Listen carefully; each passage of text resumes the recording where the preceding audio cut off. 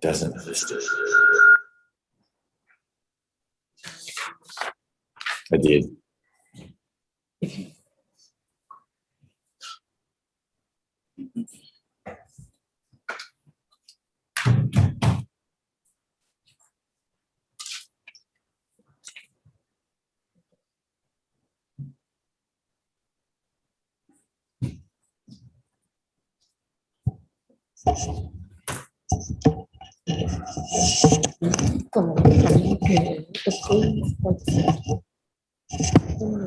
Mr. Parsons coming in. Okay, because I sent him an email to say if they can come early, that'd be good. Because there's a conflict at 1:30, and then I have to wait an hour. Okay. Well, Good morning, Jill.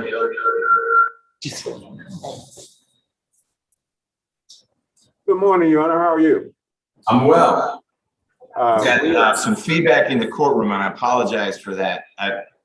I've called IT, but there's one microphone I can't mess with. I noticed we have a bunch of folks in courtroom 2. Are we using that instead of the booth? Yes, we are, Your Honor. We're using courtroom 2. We wasn't aware of the ones being in the Zoom room, so we brought them all down to courtroom 2, so we can proceed when you get ready. Okay. Is there a particular order in which you need us to go? We're going straight down the calendar, Your Honor. Excellent. Thank you. Thank you. 27. Thank you, Matt. So for people in the courtroom, because of the mayor's new order, we'll all be wearing masks unless we're speaking. So I'm about to put mine on. If you are addressing something, then you're welcome to take your mask off so Ms. Rivers can hear you. But otherwise, we're going to comply with the mayor's order while we are in the city of Atlanta. Do you mind writing to IT as well? Maybe if they got 2 things.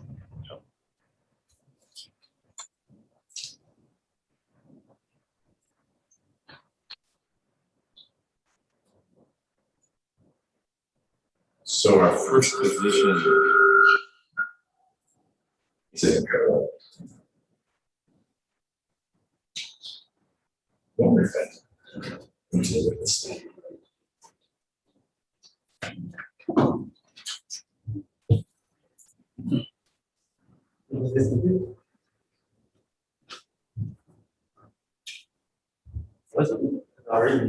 Yeah, I think that's it. Good morning, Judge McBurney. Good morning. This is South Annex Officer Milton. And I have, Ms. Rhonda Gore. Milton, we're gonna go straight down the calendar. We already talked to the judge. Oh. Okay. Thank you. No problem. We'll get to Ms. Gore, not quite yet. Yes, sir. Thank you.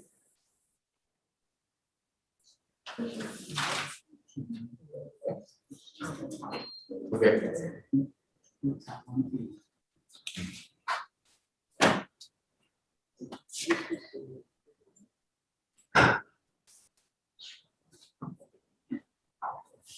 And Carmen said that you were driving out getting sick.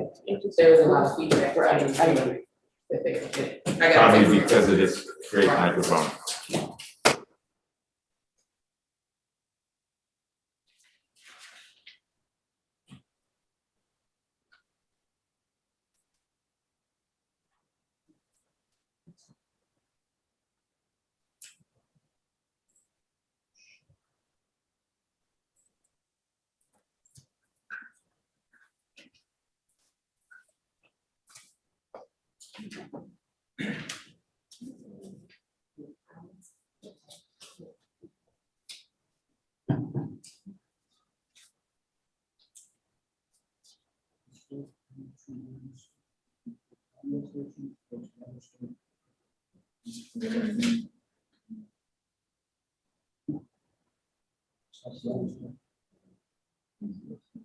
She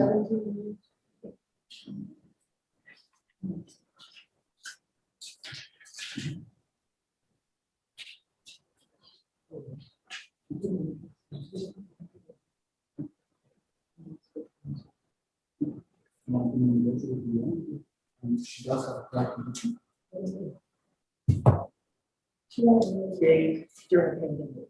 What I was telling you, because it's mandatory, but Yeah.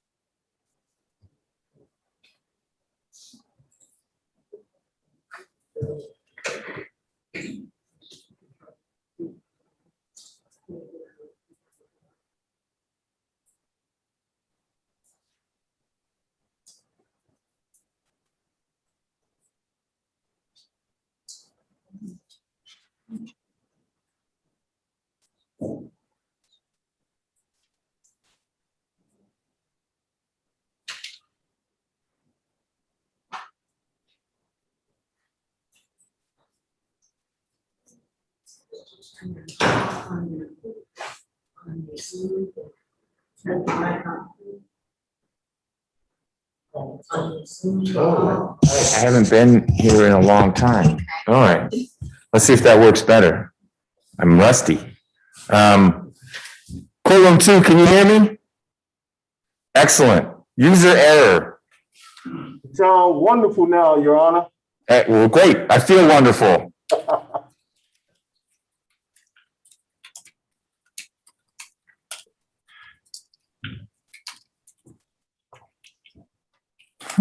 It's embarrassing. All right. Okay. So we have a bunch of probation revocation matters on here. The first one is Terry Hicks. I've got on my calendar that Mr. Hicks is represented by Brian Hobbs. That may have been true in 2014, or it may be true now because Mr. Hobbs has been retained. Ms. Patel is the face of the Public Defender's Office for today. That'll be my case, Your Honor. Great. All right. Do we have Mr. Hicks? Are you Mr. Hicks? Yes, sir. Great. Good morning, Mr. Hicks. Good morning. So I've got the warrant. Do you have a copy of the warrant, Ms. Patel? Yes, Your Honor. Okay. And Ms. Hall, are you handling this? Great. So the warrant and petition allege that Mr. Hicks committed a new offense. Offense is a little more than a month ago. I suspect it's not been indicted, but I'm here to get an update and to understand, Ms. Patel, what your client wants to have as the next step. Your Honor, on that case, he has a $100,000 bond on the new charges. He will not be bonding out on those charges. The prosecutor and I have come to a negotiated agreement to revoke 40 days and continue him on probation. So I understand what you said. I'm curious, Ms. Hall, why we don't need to get deep into it, but the allegations are serious, especially in light of what Mr. Hicks was on probation for. And so that I guess I'm not following the recommendation, if that question makes sense. It makes sense, Your Honor. So my decision to revoke 40 and continue him on probation was mainly because I reviewed the case, the CP case. We are still trying to contact the victim to find out how he's recovered from his injuries. They were not severe injuries, Your Honor, and we don't expect for the defendant to make bail on the $100,000. So we did talk about him just sitting and accumulating that time. But the revocation here was not something that the state expected to have. We did expect, of course, to go forward on the CP case, but that was our reasoning for revoking the 40, we don't expect for him to make that bond or to get out anytime soon. Okay. Mr. Hicks, have you been able to hear the lawyers talking about your case? Not really. Well, let me make sure. I'm not asking, my initial question is, could you hear what they were saying? And you're saying, no, you could not hear them? Oh, yeah, I heard initially what they said about revoke 40 days and continue on probation. Yep. Yeah, I heard that. Okay. Well, that's the important part. So you heard the important part. So what does that exactly mean? Like, Well, if I went along with that recommendation, then we'd revoke 40 days of your probation. You get credit from whenever you got arrested. I don't know when you got picked up. It may be that you were arrested on or around June 18th on the new charges. And so you'd get credit from June 18th, which 40 days would be about now. So you would have done your revocation time. And then it would mean you stay where you are because you are in custody for two reasons. One is this probation warrant, but the other is you've got $100,000 bond on your new charges. And Ms. Patel has explained to me that that's not something you're able to make at this time.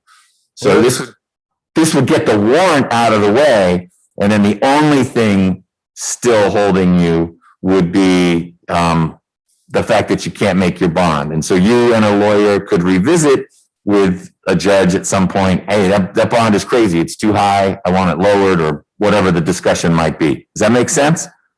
total sense. Okay. All right. So, Ms. Patel, so we're gonna make this clear, and let me take one step back. Good morning, Ms. Rivers.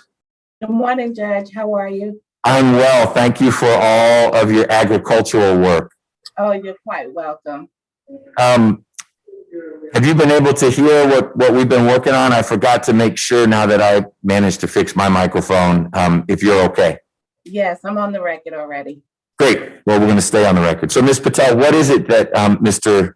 Hicks is admitting to, so I can make the record? And one more pause. Our probation officer today is... Trying to find out. I'm not sure. Okay. Do we have someone from Department of Community Supervision on the call?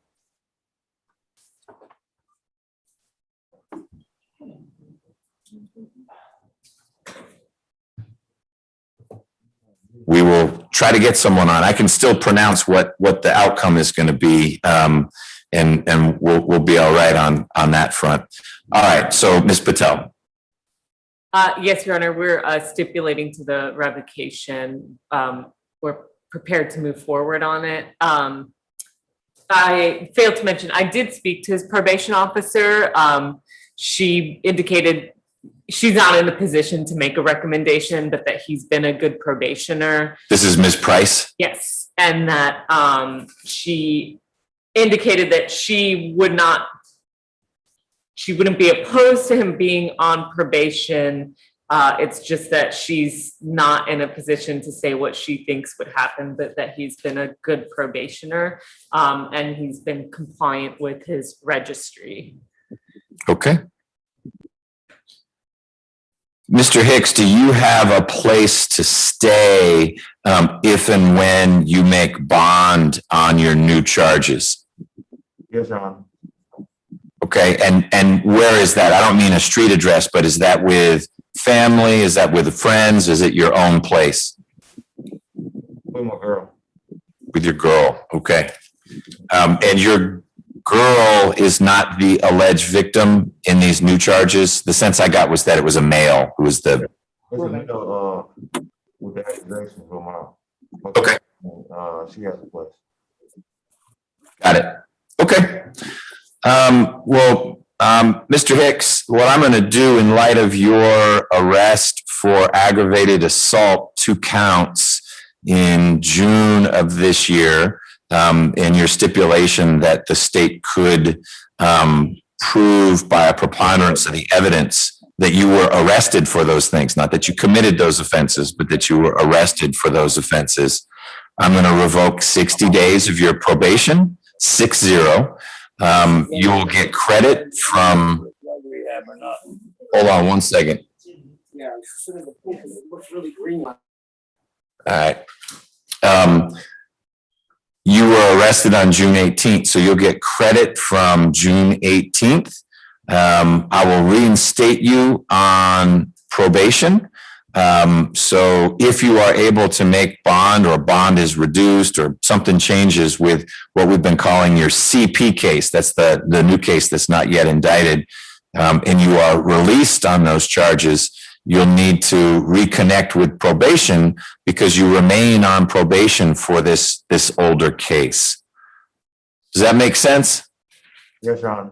Okay. Ms. Patel, anything else from your side? No, Your Honor.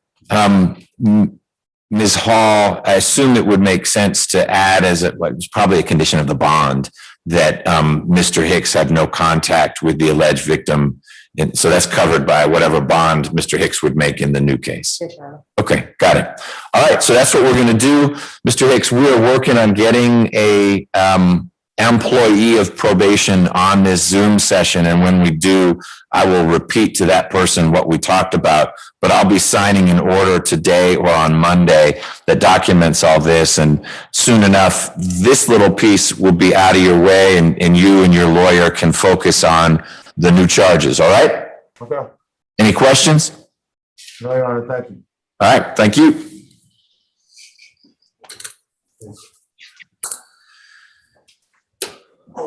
All right, next up should be Mr. Stinson.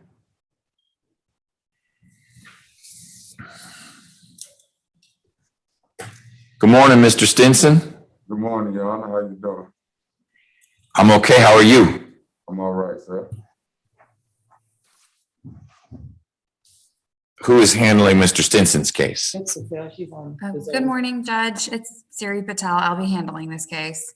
Hello, Siri Patel. Who is handling Mr. Stinson's case on the defense side? Kamal Patel, Your Honor. All right, Shamal Patel.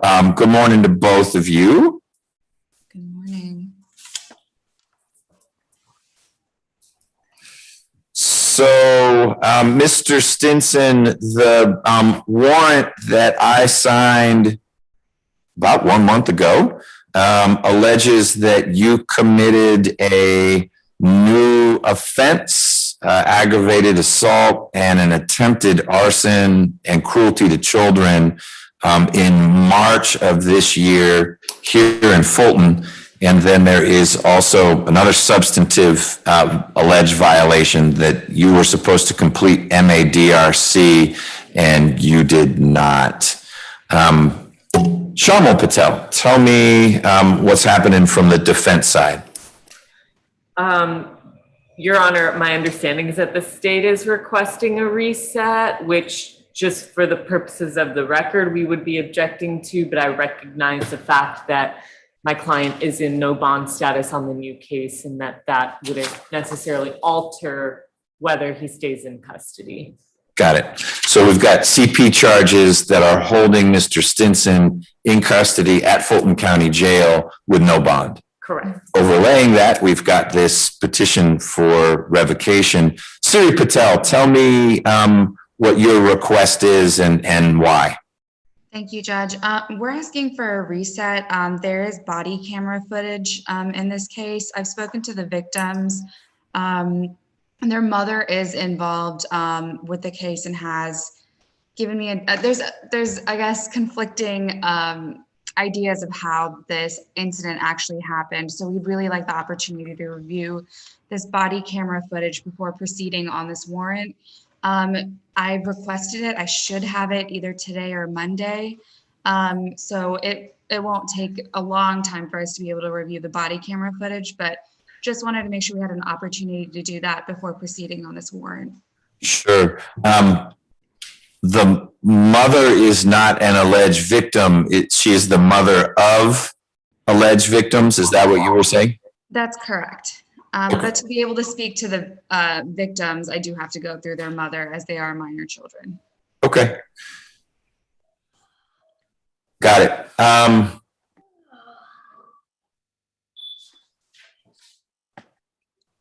So how much time would you want Siri Patel before we get this back on the calendar? This meaning the revocation.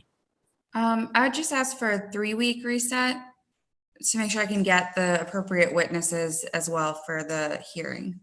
So you would be prepared, if everything works out in terms of logistics, in 3 weeks or so, to actually have a substantive revocation hearing, if that's the direction you choose to go, in 3 weeks. Yes, Judge. Got it. So Mr. Stinson, here's my thought. I'm going to grant that request, but if between now and then, you get a bond on your new charges and you are able to make that bond so that the only thing holding you in the county jail is this warrant, then I'm going to ask Shamal Patel, your attorney, to let my team know that, and we may see if we can get you into court sooner. I don't want you to have to wait more than absolutely necessary for the revocation hearing. If you are in jail, but you are in jail for other reasons as well. And right now, I could dismiss this petition, which I'm not going to do, and you still be in jail. In other words, it's not the only thing holding you in. So I think we will reset this for a few weeks out to let the state gather more information, and obviously get that information to Shamal Patel as well, so she's got it. And then we'll expect the state to be ready to proceed with a hearing or to have negotiated something with the defense the next time this case appears on a calendar. Mr. Stinson, does that make sense to you? Do you have any questions about what we've discussed? No, sir, Your Honor. No, it does not make sense, or no, you don't have questions? I do have one question. I was kind of hoping that I could receive a reasonable bond and have the whole uplifted fund. So I'm not the judge who would address bond on your new charges. Shamal Patel can contact you and let you know what the process is with that. But those charges are not indicted yet. So they haven't been assigned to a superior court judge, myself or one of my colleagues. But there is a way for you to get in front of a judge for a hearing if that's the right next step. So Shamal Patel can help you understand how to navigate that. What I can promise you is that whether you make any progress with bond or not, we'll get you back in here soon to work through this probation piece. And it may make the question of bond moot if you get revoked for a substantive period. It may make it easier for you to get a bond if I decide that there wasn't much substance to these allegations. Okay? Okay, Your Honor. Siri Patel, anything else from the state? No, Your Honor. Thank you. And Shamal Patel. No, Your Honor. All right. Thank you both. Thank you, Mr. Stinson. You're welcome, sir.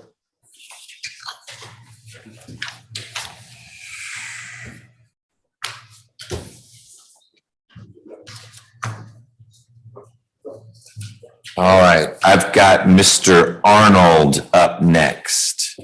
Hey, how you doing, Your Honor? Hey, Mr. Arnold, how are you? Doing okay?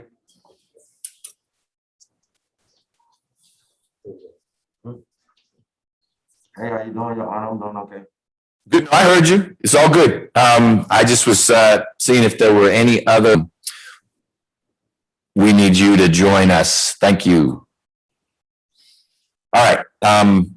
Mr. Arnold, according to my calendar, is represented by Shamal Patel, and the case is being handled by Ms. Hall. Is that accurate? Oh, and Not on the defense side. Miss Wood would be handling it, however. Today, Ms. Wood is Ms. Primovic. Right. Hello, Ms. Primovic. Good morning, Judge. Good to see you.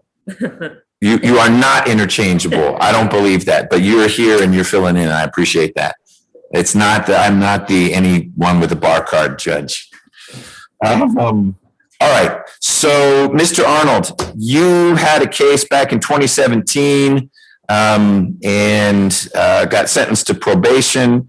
And the allegation is in this petition is that in May of last year, so more than a year ago, and I signed this warrant more than a year ago, that you got arrested for having some drugs and having a firearm maybe. So in May of 2020, drugs and firearm. That's the kind of case that by now in normal times would have been indicted and we'd be talking about it in a different setup. But because of COVID, I'm guessing it's still not indicted. Is that correct, Ms. Hall? That's correct, Your Honor. Okay. So Ms. Primovic, what are you hoping we can do with Mr. Arnold's case today, given that the allegations remain unaccused, if you will? Your Honor, two things. Mr. Arnold was told on his voice that he was going to be hiring Ms. Renee Rockwell. We called Renee and she hasn't called us back. We were probably calling one of the wrong phone numbers. So maybe he can tell us if he's hired. Sure. Hey, Mr. Arnold, are you planning on hiring Ms. Rockwell? And if so, what kind of progress have you made? I am planning on hiring Ms. Rockwell. And I've been trying to contact her. My girlfriend had already given her like $1,500 to get me in court. That's how I got the court case so quick. So I did talk to her. She told me she was going to send an electronic scan, but I don't know if it made it over. But I talked to her. That's how I got in court so quick. In probation court, July 30th. Well, look at you. All right. I'm going to look in the docket here real quickly, but it sounds like what we ought to do is get you back on a calendar real soon, and my team can reach out to Ms. Rockwell to see where she is in terms of filing an entry. She can't represent you officially and talk about what's going to go on with your case until she files an entry of appearance. And pardon? Yeah, and she hasn't done that yet. That doesn't mean she's not your lawyer. It just means that there's a piece of paper that hasn't made it into the file yet. So we are going to try to contact Ms. Rockwell, see what's going on. If for some reason she says no, the financial arrangements aren't satisfactory, you're not stuck forever. We'll keep you on whatever the next calendar is going to be, and the public defender can continue to represent you. But you have the right to any attorney you can afford. So if you are able to retain Ms. Rockwell, then she'll be your lawyer. And you and she are going to need to sort out, is she your lawyer just for the revocation piece, or is she also your lawyer for these new charges, which are now kind of old? They're about a year old, but it sounds like they didn't catch up with you on the probation side until real recently. I understand. Okay, so we'll see you soon. We're going to figure out what's going on with Ms. Rockwell and get you back here either to work with her or probably with Ms. Wood from the Public Defender's Office. Yes, sir. Thank you. You too.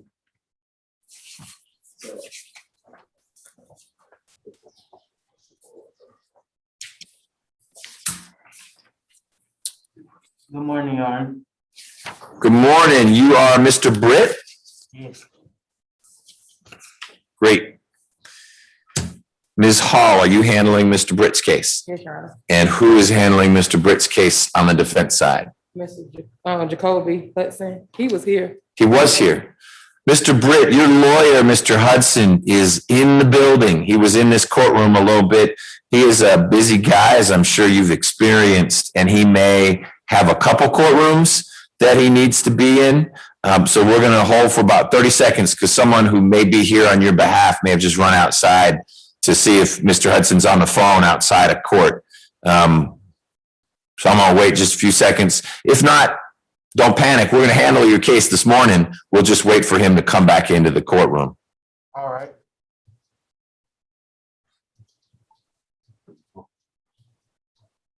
Ms. Hall, have you had a chance to talk to Mr. Hudson about the case? No, So we'll need to pause for that anyway. Okay.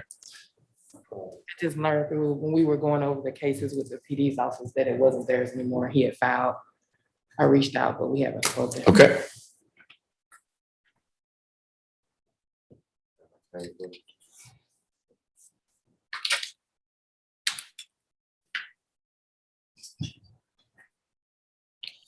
We have position number 5, Your Honor, now, Mr. McClary. You're just moving right along. All right. Mr. Hudson, we're gonna come back to Mr. Britt. I'm gonna ask you and Ms. Hall to have a conversation about that. We can't do it quite yet because so I know you may need to be in a few other courtrooms. Great, that's right next door, so we know where to find you. But you and Ms. Hall will need to chat before we get Mr. Britt plugged back in. Okay, thanks.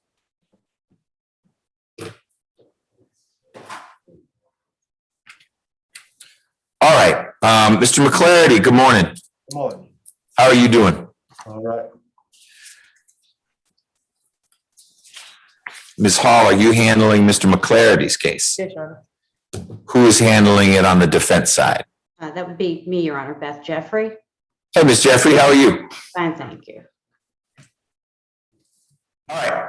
I've got a petition and warrant that alleges that in July of last year, almost a year ago and 4 days, Mr. McClarity possessed cocaine in Cobb County. That's the allegation. And also that Mr. McClarity had not provided proof of completing some substance abuse evaluation that presumably was a condition of his probation. Ms. Jeffrey, tell me if you know what the status of the Cobb case is. So the status of the Cobb case is it was resolved in June as with a guilty plea to the lesser included offense of possession of drug-related objects misdemeanor. That information was provided to probation. Okay. And what about the second alleged violation that Mr. McClarity was supposed to get some treatment or at least an evaluation, but didn't follow through? Speaking with Mr. McClarity and his family, I don't think he even understands what the drug evaluation is. What I would request is that he be ordered to get that evaluation and submit proof of completion within 30 days of release. Okay. Do you know what Mr. McClarity's sentence was for the misdemeanor in Cobb? It was 12 months probation. That was entered on June 24th of this year. His supervising officer is aware that he's in custody now, so he hasn't reported, but she understands why not. So he's in good standing with that probation. And did Mr. McClarity come from Cobb to us after he resolved his Cobb charges? No, he was not in custody at the time that he entered the plea. He was so sometime between late June of this year and now he got picked up on a warrant. He got picked up on this warrant. Yeah. This is the only thing that he has. Right. I'm just confused because I signed this warrant in February of this year. And so if Mr. McClarity was in court in Cobb County in June of this year, it seems like someone would have flagged the warrant and said, actually, we need to take care of this business as well. Looking at the documentation, it looks like it was a plea entered probably via Zoom as everyone signed initials to sign everyone else's name. So that's probably what happened, that it was via Zoom rather than in a courtroom. The misdemeanor resolution. Correct. Got it. Okay. Well, either way, we're here. Mr. McClarity, when did you get arrested on this warrant? July, which mean the probation? Yes, sir. July the 7th. Okay. Ms. Hall, have you had a chance to talk with Ms. Jeffrey or think about how this might be resolved? I have not talked to Ms. Jeffrey, and I needed to speak with, our probation officer is out. I needed to know, I wanted to know how much time he had remaining on our case. That's a good question. Anyone from DCS yet? Mr. Smith, the supervisor, is joining in. He is not able to. Okay. We're without the assistance of probation at this time. But you wanted to know how much time remained on this? When I was working with, yes, I just like to know that to gauge. It's a fair question. I can kind of figure it out. Yeah, I think we can back into it a little bit.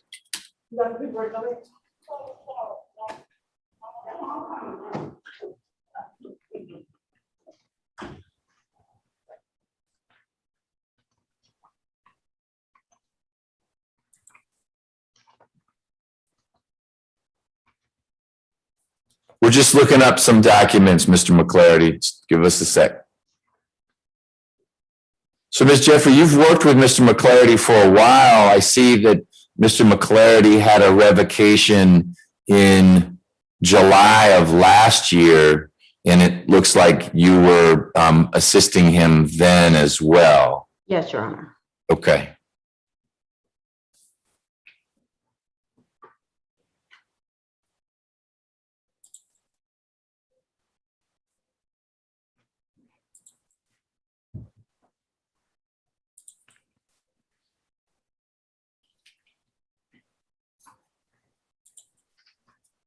So Mr. McClarity pled guilty in April of 2019. Ms. Patel was his lawyer, and he got 5 years probation. So he should have about 3 years left.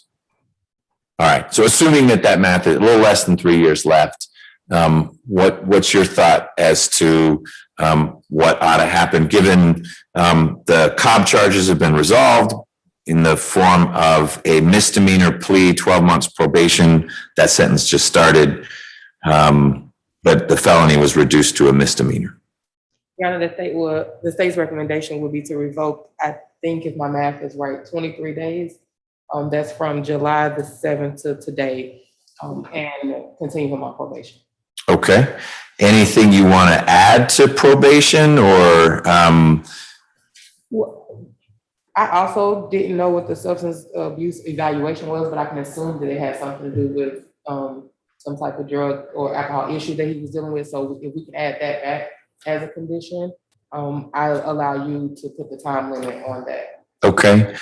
Ms. Jeffrey, I don't know much about Mr. McClarity's background. Is there a reason why he hasn't asked for or been approached about participating in drug court? Just looking at what the charges were in our underlying case, which was cocaine, marijuana, the newer charges from July of last year, cocaine. He was supposed to get evaluated. He didn't. And so you have a better sense than I. Mr. McClarity knows best of all if what's behind these convictions. And I can go a little deeper because he was listed as a repeat offender. So I think I can get my hands on his criminal history here. Well, his older convictions don't cut one way or the other. I just want to make sure we're helping Mr. McClarity out the most. Him just getting arrested from time to time for having drugs doesn't help him or anyone else a whole lot. So has drug court ever been discussed, or it's just that's more intense treatment than Mr. McClarity thinks he needs? It's never been discussed. I do think it's might be more than he thinks he might need, and he may have an issue of the company that he keeps, which is often leads to these type of problems. But I can get him set up with the drug and alcohol evaluation. I don't think that would necessarily be indicative of needing a significant amount of treatment. He just does need to get that completed and get that submitted. And if there are any indications, he'll complete any treatment that's recommended. Mr. McClarity, your petition that I signed indicated you lived on St. Paul Avenue in Atlanta. Is that still your residence? Yes, sir. Who lives there with you? My mother and stepfather. Your mother and stepfather? Sir. Okay. Are you allowed to go back there? Yes, sir. Okay. And what do you do to make money? American firewood. I cut up hickory and oak wood, and we sell it to homeowners and restaurants. Where do you get the wood? Well, they go to Swanee to get the wood, or sometimes we find oak on the side of the street. But the driver goes to Swanee to get the wood. Okay. So, Mr. McClarity, I guess, Ms. Jeffrey, I'll start with you. It sounds like Mr. McClarity is admitting to the allegations. He pled guilty to the charges, reduced to a misdemeanor, and he's acknowledging that he didn't get the evaluation. You've helped me understand that it may not have been willful on his part, but he's admitting to both allegations. Is that correct? That allegation, yes, but just as the offense is a misdemeanor. Correct. No, I mean, right. Yes.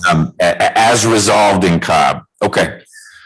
Mr. McClarity, in light of you getting mixed up in Cobb County, I appreciate it was a year ago, but it was resolved only recently, and this little fumble with getting an evaluation, I'm going to revoke 30 days of your probation. You will get credit for every day you've been in. It sounds like it was early July when you got arrested. So you'll get out in just a few days.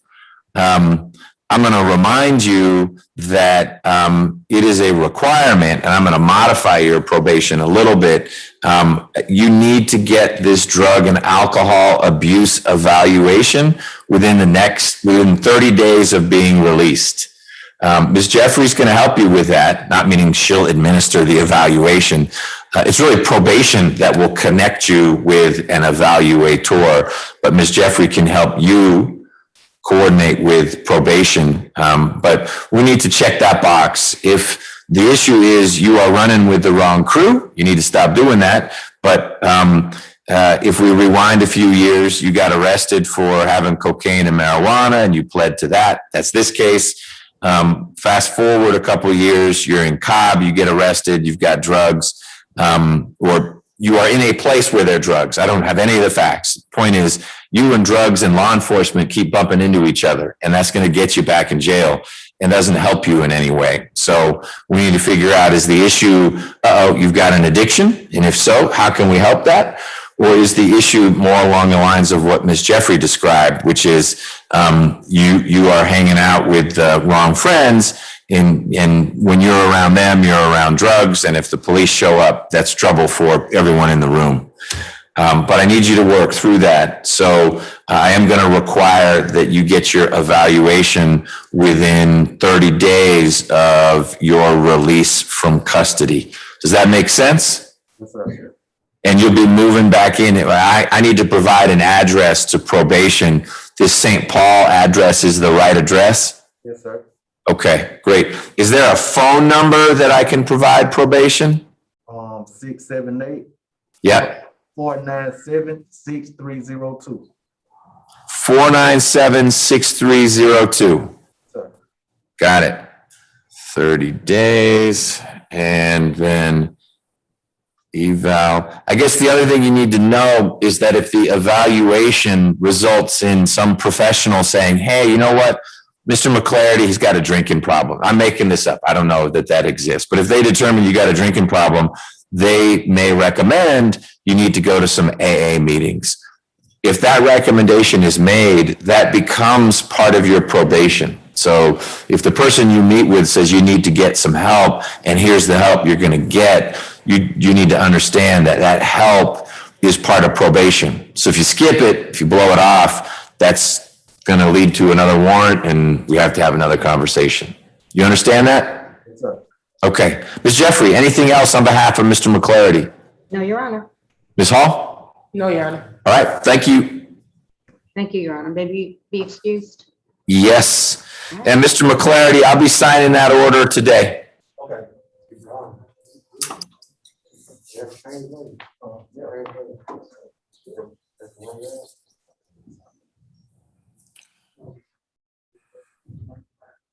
Mr. Lewis? How you doing today, sir? I'm okay. This is not probation. All right, Mr. Lewis, this is a bench warrant. Let me get your file in front of me on the screen.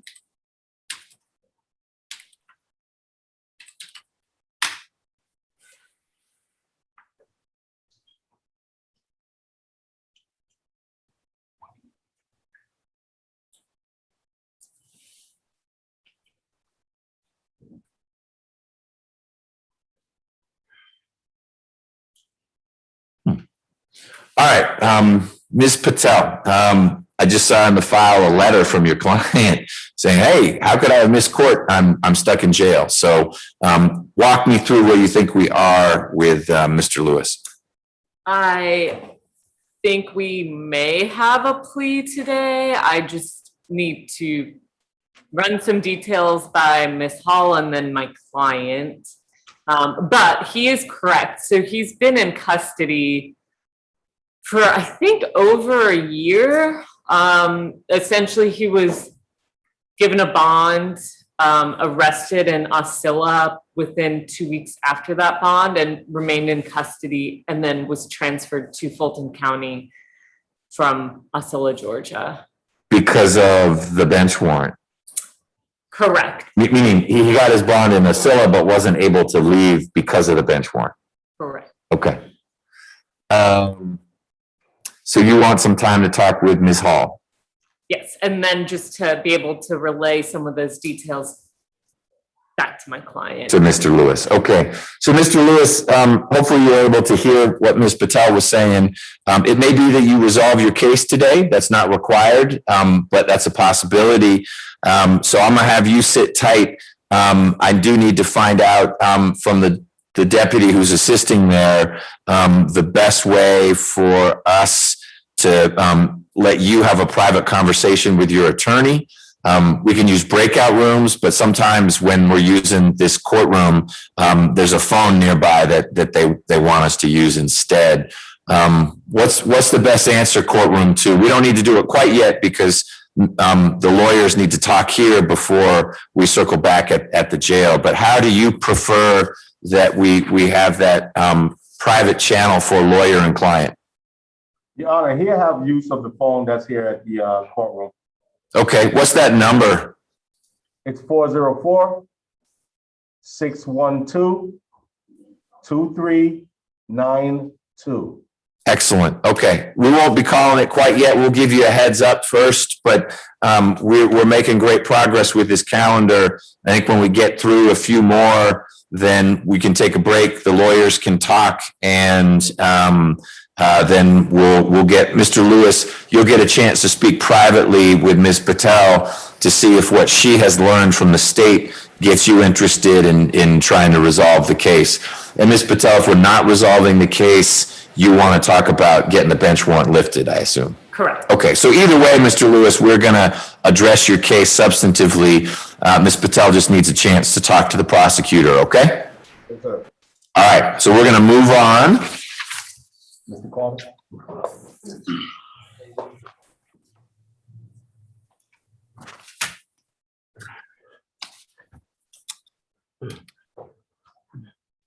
Hey, are you Mr. Carter? Yes, sir. How you doing? I'm doing okay, Mr. Carter. Let's figure out our lineup here. Ms. Primovic, are you handling this one? Yes, Your Honor. Great. And Ms. Hall, are you handling it for the state? Yes, Your Honor. I've got 2 warrants for Mr. Carter.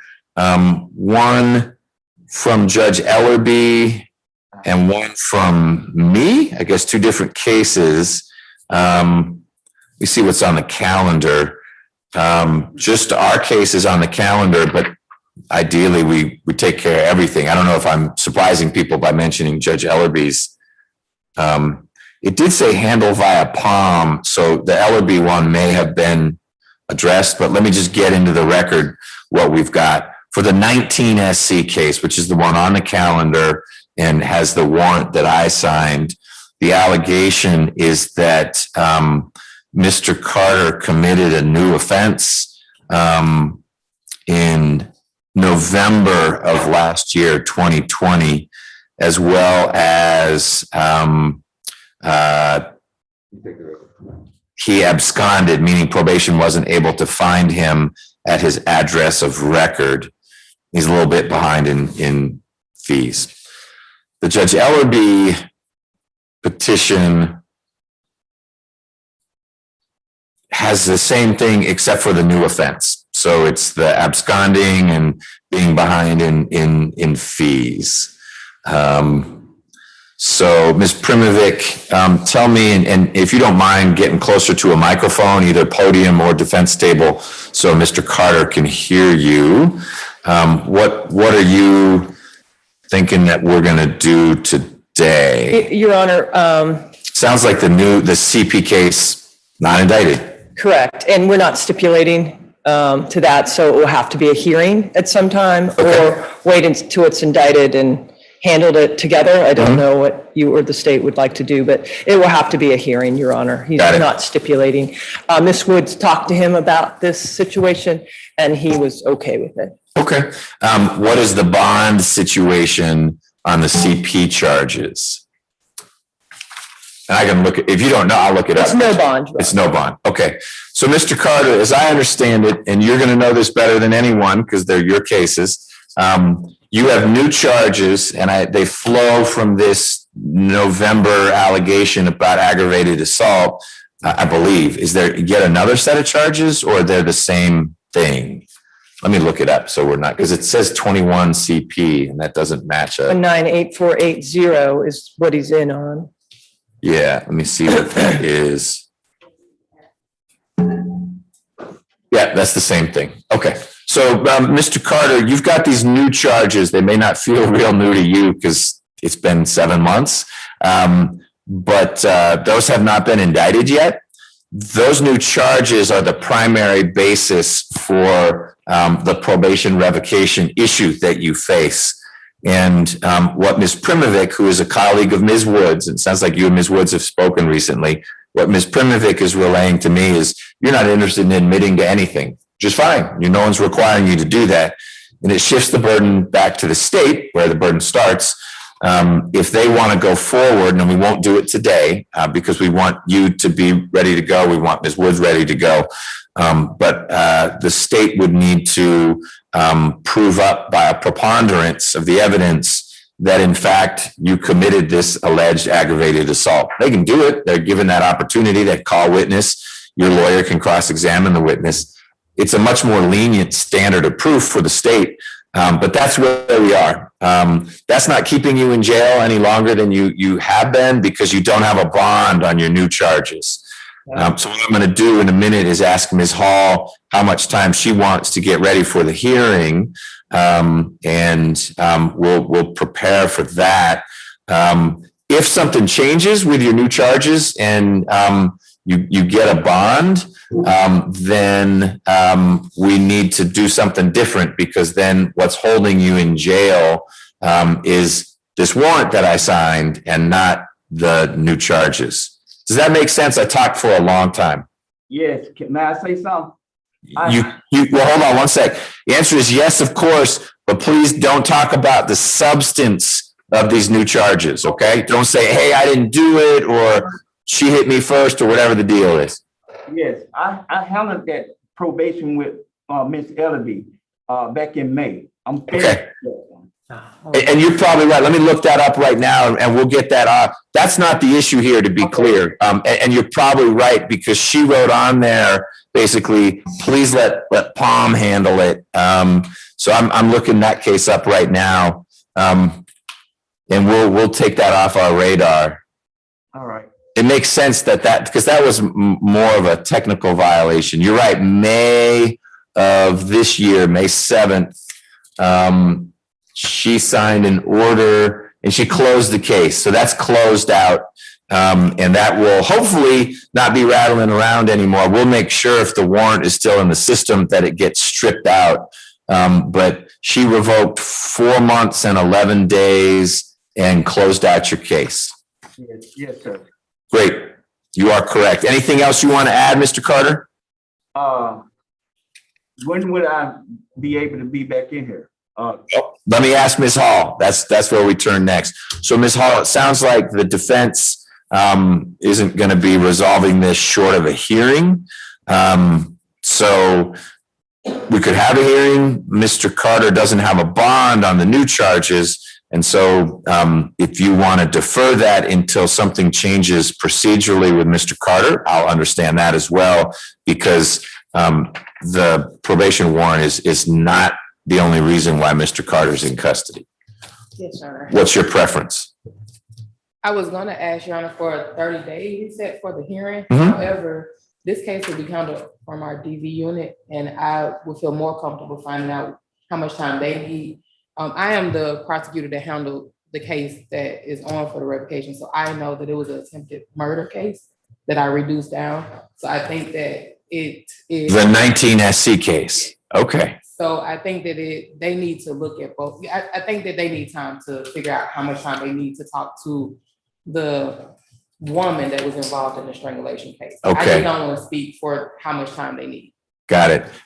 Different alleged victim than in, It was his brother in the attempted murder, and this is a girlfriend or fiance in this case. It is domestic in this case and brother in that case. got it. I'm looking at, okay, so this was in that month of great activity with Judge Reeder that this was resolved, January 10th of last year. Okay. Huh. It went from attempted murder to 5 years probation. 10 years probation. It was consecutive. Okay. All right. So Mr. Carter, here's what we're going to do. Because you asked a fair question. When am I next in court? You've got two things that will get you into court. This case, meaning the case where your brother was the victim, and that's where you'd have the revocation hearing, or your new charges. I don't control that second one. Someone has already filed another motion for you saying, hey, I know my bond was denied. That was back in March, I think, of this year. But your lawyer in that case has said, hey, enough time has passed.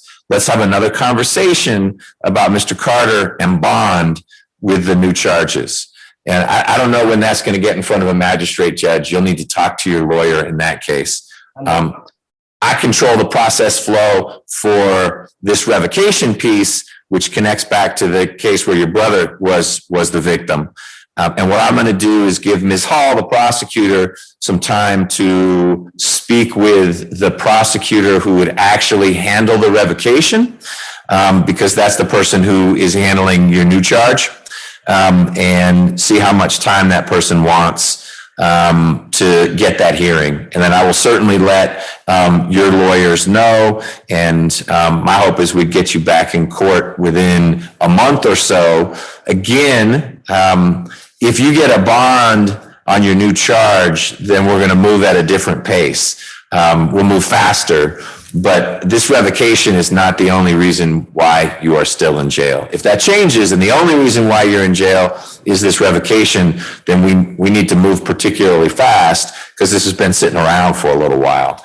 But if the main reason you're in jail is no bond on new charges, then we'll still move quickly. You're entitled to a hearing. I'm just going to let the state get organized and get the right lawyer plugged in. Do you understand what I just said? Yes, can I say something? Again, you may, as long as it's not about the facts of your new case. No, it's not about the facts. Okay. I go to court on my bond hearing April the 4th. So that's next. Well, not April the 4th, because that would be August the 4th, I meant. okay. So then what will happen is your lawyer there, who's with the public defender's office, will figure out if let's say you get a bond, say they set a bond and it's a bond you can make, because there are three outcomes. No bond, you stay stuck.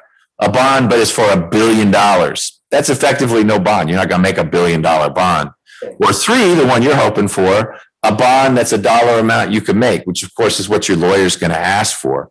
If you get that, then the pressure shifts to me to say, well, he could get out now, except for this probation warrant. So I promise you, someone from the defense side is going to let my team know if you get a bond on August 4th. All right.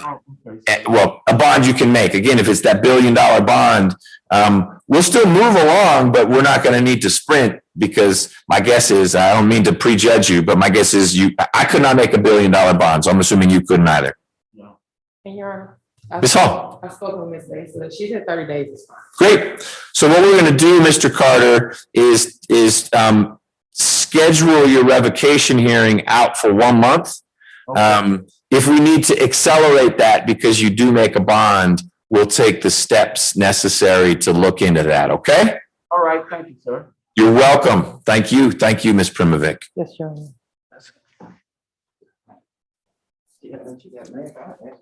Thank you, Ms. Hall, for that real-time update. You're welcome. And Ms. Primovic, you'll let Ms. Woods know that this is being reset for a hearing, not a, hey, what are we going to do next? So she'd need to be ready to do battle. We'll be ready. I'm sure she will. Thank you.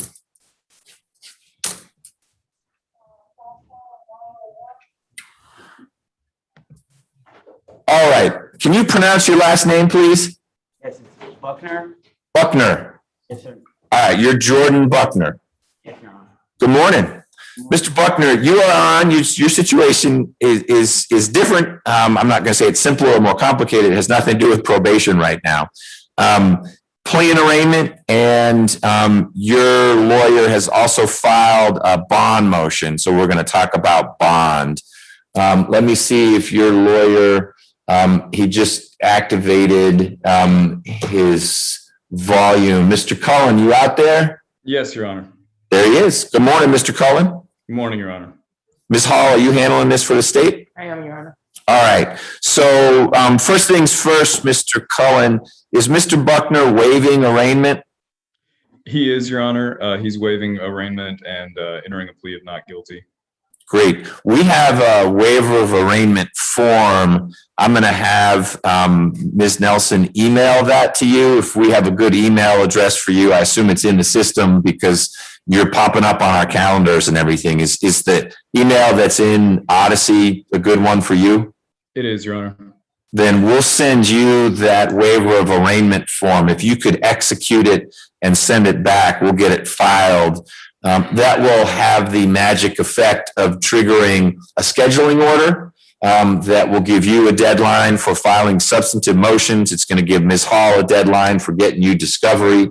Obviously, you need that before you'll know if there are any substantive motions to file. And it'll sort of map out how the case will move forward. And that'll get to you, will be e-filed soon after we get that waiver of arraignment. The other matter then to talk about is bond. Let me get one thing on my screen.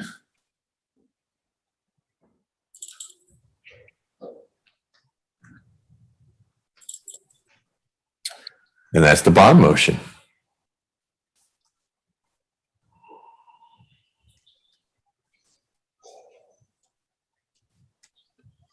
Okay. When you're ready, Mr. Cullen, we can go on the record with the bond hearing in 21 SC 178164. And Mr. Buckner, so you know, I will hear from Mr. Cullen. I may hear from you if I've got some questions about what's going on in your life that Mr. Cullen can't answer. I'll also hear from Ms. Hall, the prosecutor, and I'll let you know today while we're on this Zoom session whether I'm setting a bond and what's going to happen with that, okay? Are you able to hear us, Mr. Buckner? Yes, Your Honor. Okay, great. All right, Mr. Cullen, when you're ready. Thank you, Your Honor. Before you is Jordan Buckner. Jordan is 25 years old. He has been in jail since January 28th of this year. So that's 183 days in jail without bond. Jordan was set to receive bond on June 28th in magistrate court when we learned that his case had been indicted. That bond was conditioned on him being accepted into the Palm House Recovery Center, which he has been. I've submitted a letter from the Palm House Recovery Center to that effect. Now, the reason for that is, as the court can see, addiction to drugs is the basis, is the cause for all of Jordan's interactions with law enforcement. Transitioning directly into the Palm House is the best option for Jordan for a multitude of reasons. But before I address those and the Ayala factors, I'd like to call two witnesses who I think can provide the court with a better understanding of who Jordan is and why he's an excellent candidate for bond. So with the court's permission, I'd like to call Tracy Thompson. Ms. Thompson, if you could unmute yourself and turn your camera on. Okay, I'm unmuted. Can you see me? Yes, ma'am. Your Honor, can the court see her? Yes. Okay. Good morning, Ms. Thompson. Do you swear or affirm that the testimony you're about to give will be the truth, the whole truth, and nothing but the truth? Absolutely, yes. Okay. Can you introduce yourself to the court? Yes, I am Tracy Thompson, and before I give my little paragraph here, I would like to say this is very coincidental. Ms. Primovich is in the front row there, and I see her. She was my attorney 6 years ago when I went through Judge LaGrua's accountability court. Hello, Ms. Primovich. It's nice to see you, and I am. Yeah, this is. Hey. Okay, so I'll just go forward. I met Jordan in 2018, early 2019. I don't know I can't remember the exact month. We had a very emotional conversation about his relapse following graduation from Seven Bridges. He was at the time experiencing homelessness and consumed with a lot of shame and guilt, which I can relate to. I shared with him my story, including my success in Judge LaGrua's special court, accountability court. And in 2014, I completed 9 months of rehab. And at the time I was facing 10 years for recidivism charges. My background in drug addiction, substance abuse has been more charges than I can even count in my history due to that. Let me just interrupt you for a moment, and thank you for being so forthcoming. What were you doing at the time? What was your employment? Well, in what context did you meet Mr. Buckner, essentially? I formed a nonprofit in 2000. Well, I began outreach in 2017. My point is, when I completed the 9 months of rehab, I had relapsed, moved into an apartment like Mr. Buckner. Within a month, I had relapsed and got a new charge. Judge LaGrua had allowed me to go back to rehab, and I focused more on relapse for prevention. When I completed again, I had gotten more involved in service into the community. And I began outreach in the streets in Buckhead in the spring of 2018 when I was able to regain my license. I formed a nonprofit called the Elizabeth Foundation, which I am now currently a 501c3. I focus on the Buckhead, Cheshire Bridge, Piedmont, Lindbergh area. I'm a liaison for homeless and addicted individuals and help find them, connect them to resources to help get them from the street into programs. But I go into the encampments. I don't have a physical location they come to. I go and establish relationships. Jordan being one of those people, he would periodically come by on our outreach days to see what he could do to help others. His heart is super big, and Seven Bridges had a big impact in Jordan's life, but I believe that he needs more intense treatment, as I did. And I'm hoping that he gets that chance. I am a better person today through Judge LaGrua's courtroom and the chance that she gave me, but it did require more intense treatment for me. You know, you can't go a mile into the woods and come out in 10 feet. It doesn't work that way. But I am, the society is a better place for me because the judge gave me that chance. And thank you. Yeah. Thank you, Tracy. So you interacted a fair amount with Jordan, correct? Absolutely, yes. And did he strike you as a danger to the community? No, just the opposite. That's why I said Seven Bridges is really focused on heart and service. And that part was a part of him. But he would come back often and see what he could do, whether it be a tent or he would help with what he could financially. If someone was needing a certain amount to get into rehab, you know, like an intake fee, he would offer what he could. We would go over different things going on. He would ask about people he knew from his homelessness, what he could do to help. Minimal interaction in my organization as far as the day-to-day stuff. He really just made himself available to me as a resource, and his heart is huge. I mean, he really is a soul that's worth saving. His care is genuine, but his depression is deep because addiction is hard to battle. You know. Thank you, Tracy. I appreciate you coming here today. That's all I have for you. Unless Ms. Hall has anything, I'll pass the witness to her. No, I don't have any questions. Ms. Thompson, I have a question. You've referred to 7 bridges several times. Can you tell me what 7 bridges is? Yes, it's a faith-based rehabilitation program. Is it a residential program? It is. It's residential, and it's a long-term residential. And Jordan had made it through that. I mean, he graduated with great success. And I see them. They have a street outreach team as well, where they take their clients and they go out. I've met up with them at different locations in Atlanta, handed out sandwiches, prayed with people. They involve their clients in outreach and service to the community, and that part never left. Jordan gained a lot from that program. However, their belief system with, God can save the soul, there was minimal relapse prevention, and that which helped educate someone about addiction and triggers, and that which we need to work on and changing within ourselves. So who he is and his spirit is strong, but addiction is stronger. That's what it sounds like. All right. Oh, I appreciate that. Thank you. Thank you.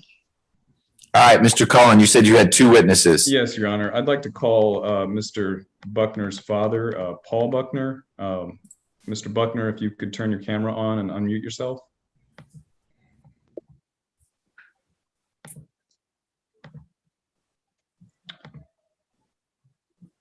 Let's see. I see him on the screen, but it doesn't seem like he's able to unmute himself. And that's okay. I was really just going to call Mr. Buckner. Hello, Mr. Buckner? Hello? There he is. Yes, can you hear me? Yes, sir. Yes. Mr. Buckner, do you swear or affirm that the testimony you're about to give this court will be the truth, the whole truth, and nothing but the truth?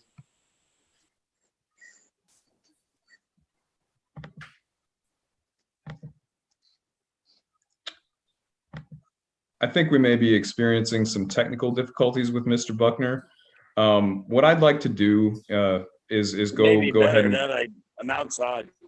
Okay, Mr. Buckner, I'm just going to have you stand by. Okay. Yeah, no problem. Okay. Your Honor, I was simply going to call Mr. Buckner to attest, as Tracy has, to sort of who Jordan Buckner is, because I think it's important for the court to know the type of person that they're dealing with. And with that, I'll turn to the Ayala factors. Mr. Jordan poses no risk of fleeing from the jurisdiction or failing to appear in court when required. He was born and raised in the Atlanta area. This is his home. He has no mode of transportation or place to go, even if he wanted to flee, which he does not. He wants to enter the Palm House and get some help. Your Honor, you asked Ms. Thompson about the 7 Bridges facility that Jordan attended earlier. And from what I understand, they sort of just let the people there do kind of what they want. And we've tried faith-based. I think it's time to try science-based with Palm House and have him in a situation where he is there 24 hours a day, unless he is, out to get a job, or unless he is doing something to work with his legal issues. He poses no threat or danger to any person, to the community, to any property in the community. As the court can see, his crimes are nonviolent crimes. They are the crimes of an addict. They are the crimes that someone who is addicted to drugs ends up committing when they become a professional addict. But addiction can be treated. He poses no risk of committing a felony pending trial, and he poses no risk of intimidating any witnesses or otherwise obstructing the administration of justice. Your Honor, I believe we have the opportunity here for a win-win. I believe the court can require Jordan Buckner to transition directly from the Fulton County Jail to the Palm House, where he can be treated, where he can receive the intensive treatment that he needs. The court can require an ankle monitor and a curfew to ensure he is where he's supposed to be, to assuage any misgivings the state may have. we wouldn't object to that. But let's take this opportunity to help Jordan make a real positive change in his life. We don't need to prevent him from receiving treatment, which is what having him sit in Fulton County Jail does. So we're asking the court to set a bond that is reasonable in light of the fact that Jordan's father, Paul Buckner, will be paying for Jordan's time at the Palm House. So we're asking the court to set a bond of $10,000 and require Jordan Buckner to have an ankle monitor and a curfew at the Palm House. Now, that would be $2,500 for each weapons charge and $5,000 for the trafficking charge, Your Honor. So there are 5 counts in the indictment? No, Your Honor, there's 2 weapons charges and 1 trafficking, as I understand it. So I'm looking at the indictment. There are 5 counts in the indictment.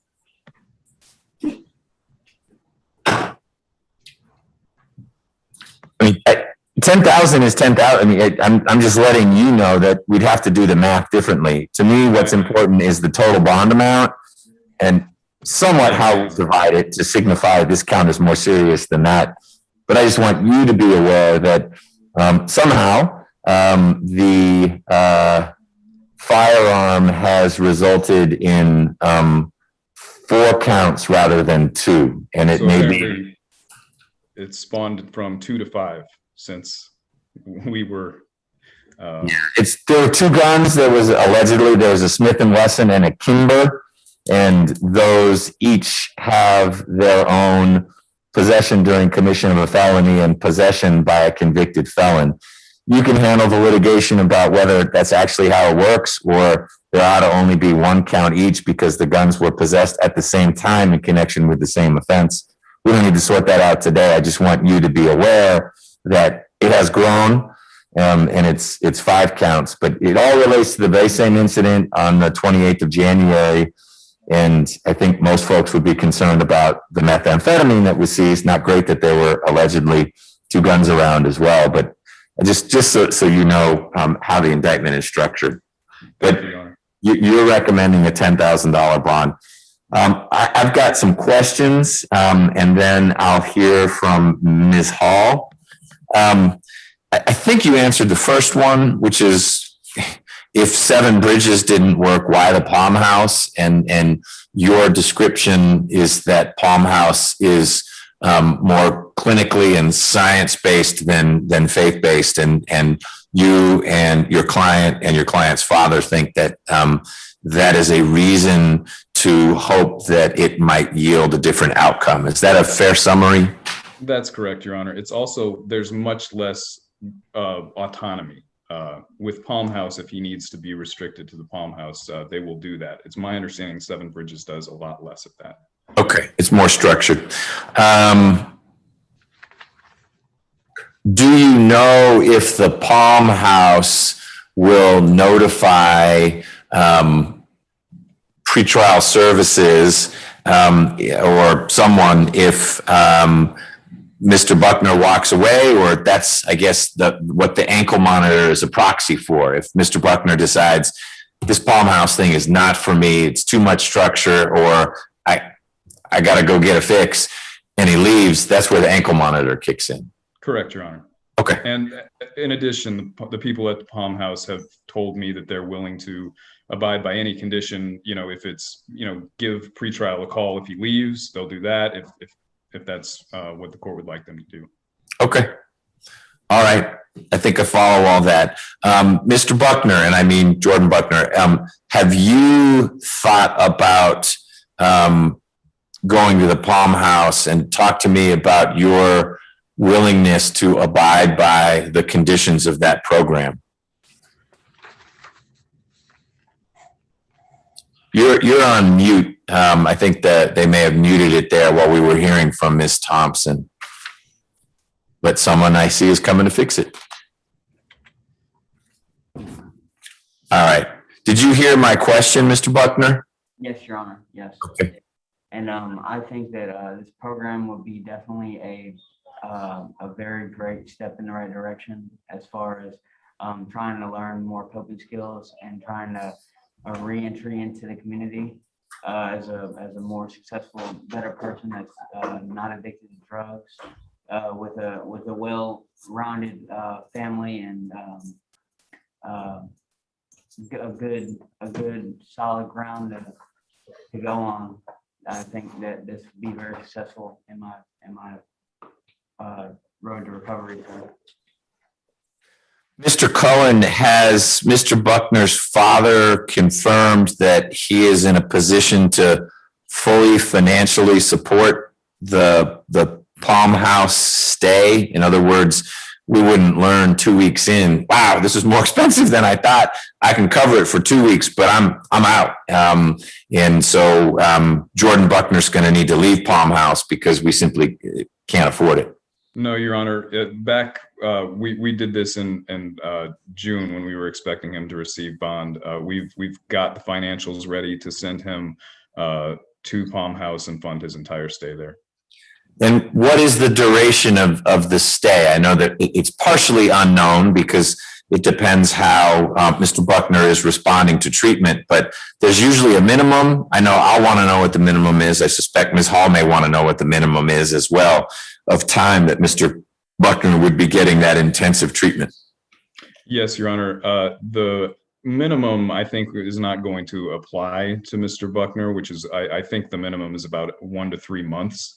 I think it's clear that Mr. Buckner is going to require more treatment than that.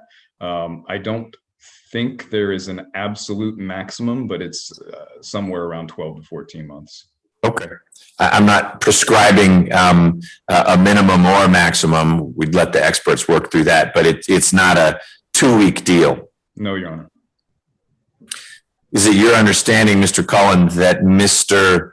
Buckner would be able to return to court as needed if he is enrolled at Palm House? Yes, Your Honor, he would. Okay. Ms. Hall. Thank you, Your Honor. Your Honor, I guess the state will start by saying that we don't agree with the defendant going to the Palm House right now. We feel like there are other programs that can help him also that will go along with what the state will recommend for the resolution of these cases. And just to give it to you in short, the state's issue is if the defendant is let out, even in a program, there is a chance of him reoffending. He was on probation when he was picked up on his first case that is in our office, which is 20 CP 191838. That is a trafficking case where there was 44 grams of meth and several other drugs that was retrieved by the state. And then while that case was sitting, he was picked up on this case. And once a search warrant was done on the residence, then there was another trafficking amount of drugs that was found. So although he does have 3 convictions that solely deal with possession and he may have an issue with drugs, he also has these 2 open cases that are trafficking drugs. So I feel like he can get help, but he can also get help in conjunction with the state's time or the state's recommendation, which will be time in prison. So with that said, Your Honor, the state would I don't see a bond at all on the case that we're dealing with. There's not, no, there was going to, I don't know what Judge Rickman was going to do. Mr. Cullen alleges in his motion that it had been sorted out and Judge Rickman was prepared to sign it. I don't have any reason to doubt Mr. Cullen, but there is no bond because the date that was set for this purported, I don't know if it was agreed to by the state or not, doesn't really matter because it didn't end up happening because the grand jury swept in and indicted the case we're here to talk about. So I appreciate you sharing that. There is not a bond in this 21 SC case. A particularly important nugget you've shared is that there's a whole nother set of charges that have not yet been indicted that are a separate trafficking quantity of methamphetamine. That is correct, Your Honor. Okay. So for that reason, the state will ask if the defendant will remain in a no bond status. And if you're inclined to give him a bond, we ask for a $60,000 bond total. Can you give me again, please, the CP number? It is 20 CP 191838. And for the defendant's sake, I didn't explain everything in that case, but you'll be able to see it when you pull it up.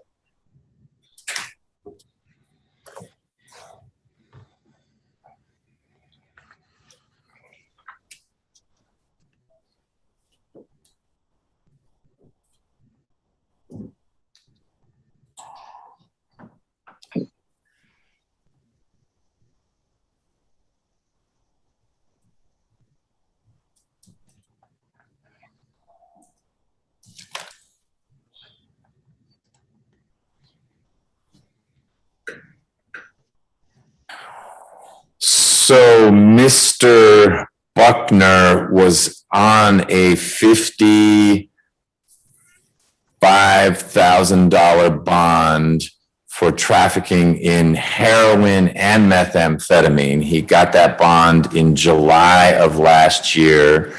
This is in the unindicted case. Posted it in August of last year, and then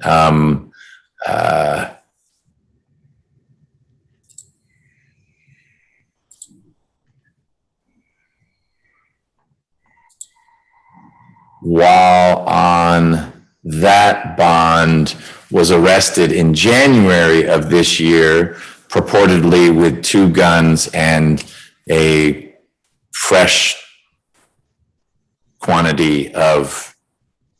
trafficking quantity of methamphetamine. That is correct. All right. So, Mr. Cullen, that didn't come up in your presentation. Any reason why? Yes, Your Honor. These charges, I mean, we see how well jail works as a treatment option. He immediately got out and found himself around a large quantity of drugs again. This is his life right now. And if he were simply to receive a bond and be out on the street, I have no doubt that he would again find himself around a large quantity of drugs. But that's not what we're asking. We're asking for this court to grant a bond that allows Mr. Buckner to get into this rehab facility so that it's not just this continuing cycle. And I think it's clear that that is what is happening with him, that this is the cycle of addiction. Okay. Well, here's where I am right now. I agree with you, Mr. Cullen, that there is some addiction talking here. There also appears to be some business talking here. These are purported quantities of drugs that are not personal use quantities. And so I am understanding better what Ms. Hall was communicating, that it may be that Mr. Buckner needs treatment so that he can work through the addiction that is guiding some of his behavior. But he has some pretty serious criminal liability that he's going to need to work through as well. So jail may not be a great treatment program. It is one way to keep people off drugs. And so I suspect Mr. Buckner hasn't been using or abusing meth or heroin or anything else since he's been locked up.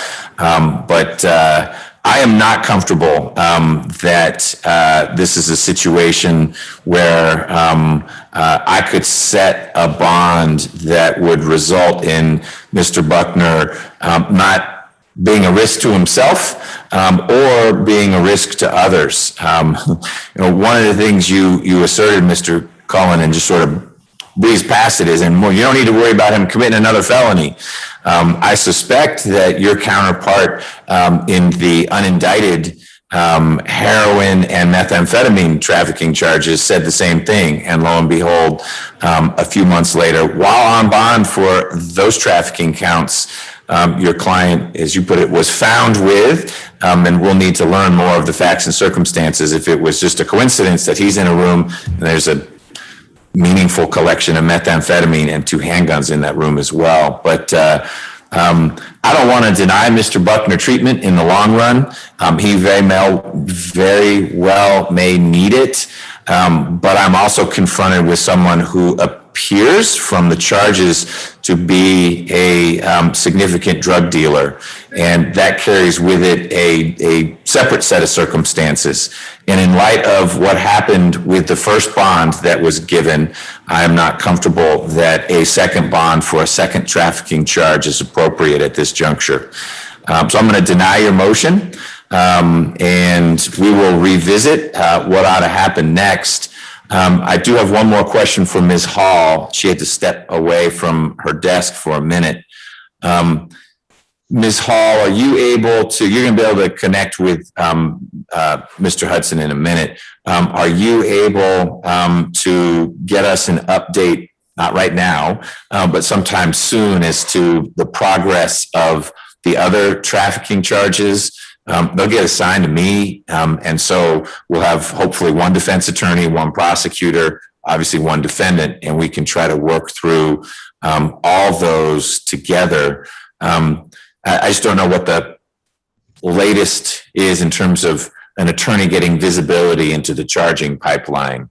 So again, I'm not asking you to find out right now, but would you, in the next few days, be able to get some information that you could relay to Ms. Nelson, she could get to me, and to Mr. Cullen, as to when this other case might get indicted? Yes, Your Honor. Okay. Mr. Cullen, do you have any sense of whether you would be retained to represent Mr. Buckner on the unindicted case if and when it's indicted? I do not, Your Honor. I don't know one way or the other at this point. Okay. Let me see. Right now, Mr. Melnick is on that case, so also retained.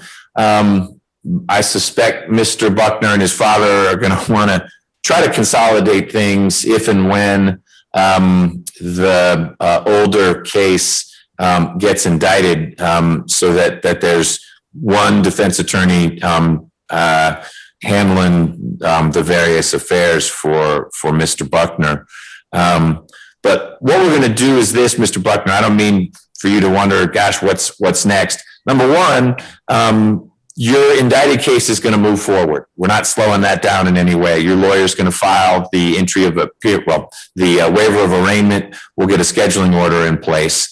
Number two, we'll find out soon from Ms. Hall, the prosecutor, what the timeline looks like for getting your other case indicted. It will get assigned to me. That's not a coincidence. It will follow any open charges that you've got. So it would be assigned to me. And then we'll try to get the cases moving in conjunction, and you and Attorney Melnick and Attorney Cullen can sort out how you want to handle representation. And we can figure out if there are suppression motions we need to handle or whatnot. But we'll continue moving things forward until we can reach a more complete resolution of your two cases. Mr. Buckner, do you have any questions about what we've been talking about or anything that I've said? No, Your Honor. Okay. So, Mr. Cullen, you are in charge of the indicted case. Once you get that waiver of arraignment filed, we'll get the scheduling order out, and then we'll see if we can get the other case lined up so that it can be moving in sequence with. I'm not interested in having Mr. Buckner have to address these things in serial, and I think he can structure a more meaningful outcome if he's able to resolve both cases at the same time. But that was on the state. Neither you nor I can make that CP case magically turn into an indictment. Yes, Your Honor. I'll have that for the court today. Other than that, that concludes my business. Okay. Thank you so much. Thank you, Ms. Thompson, for the good work you do in the community. I wish you the best in your continued recovery. I'm a big fan of My Journey Matters and the work. It's now Justice LaGrua. She has been elevated to the Supreme Court. So sadly, she's not able to do that work, although she did hand her program off to a colleague, Judge Carnesale, who's trying to do the same. And to Paul Buckner, thank you. I know you've been on this call for a while. I appreciate you being there on behalf of your son. And I want to be clear, it may be that Palm House is where things end up. I am certainly not someone who says no to treatment as one of our accountability court judges. It's just not where we are quite yet. Thank you, everyone. Thank you very much, Your Honor.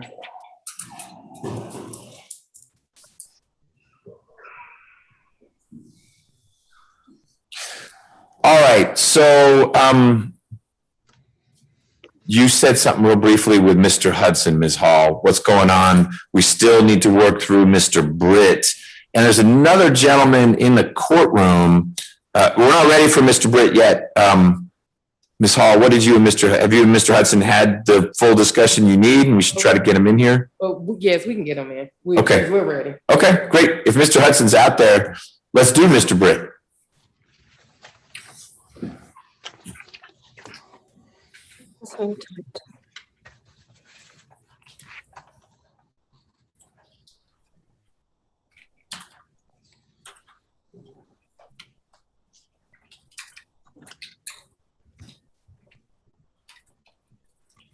So we're ready. Could you ask South Regional for their phone so I can call them while this is going on? For Ms. Gore? Yes. Sure. We could ask them for their phone. Yeah, Mr. Britt, I promise we're gonna handle your thing. Is there a phone number for, the South Annex? So that, I cannot do, because right now I'm doing interviews for first appearance, so I'm not able to use the phone. okay, but what we could do is a breakout room. So if you can dial into the Zoom call, when I see you in there, I'll break out South Annex and you to a breakout room. Yes, sir. Okay, when I see you join, we'll do that.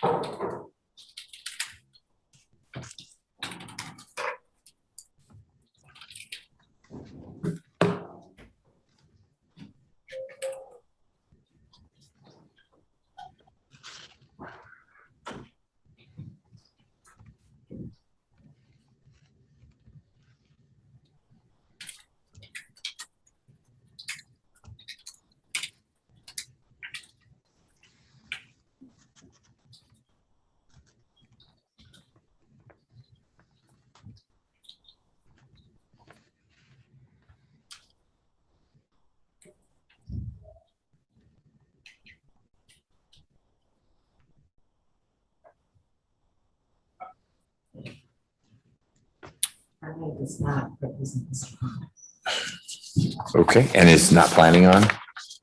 Okay.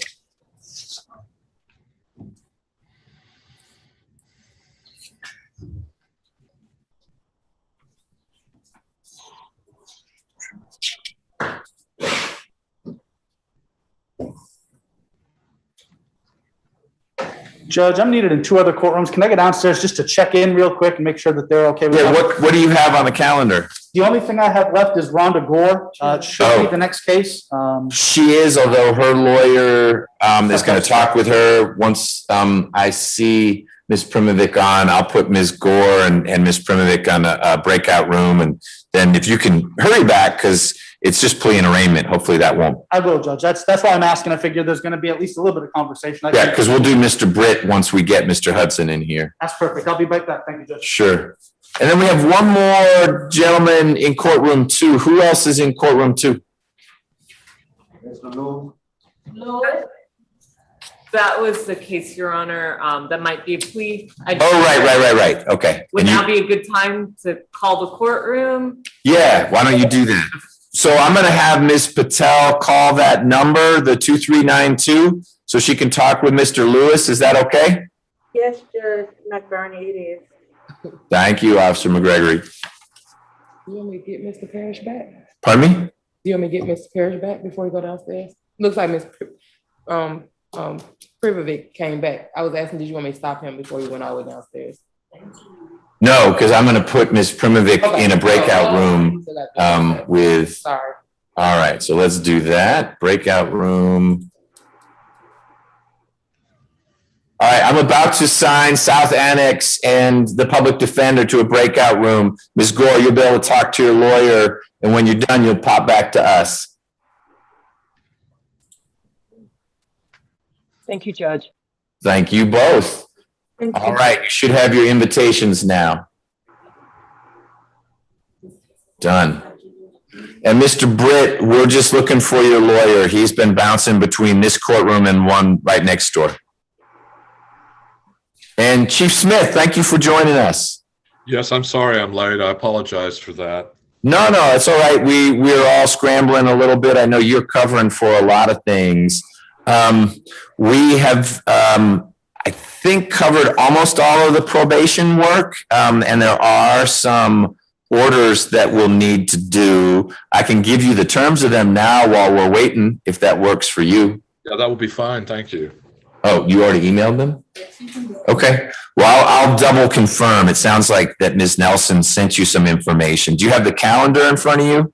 I do. All right. So position 1, Mr. Hicks, was a stipulated revocation. So he stipulated to the charges, and it's a 60-day revocation. He gets credit for time served from the day of his arrest. I don't know that date, but I'm sure Ms. Nelson has it if you don't. And then he's reinstated on probation. Okay. Position 2 is reset. We're going to have a hearing. Position 3 is going to be reset. He, in fact, does not have Renee Rockwell as his lawyer. 4 we're going to do in a minute. Number 5, Mr. McClarity. He admitted to the violations.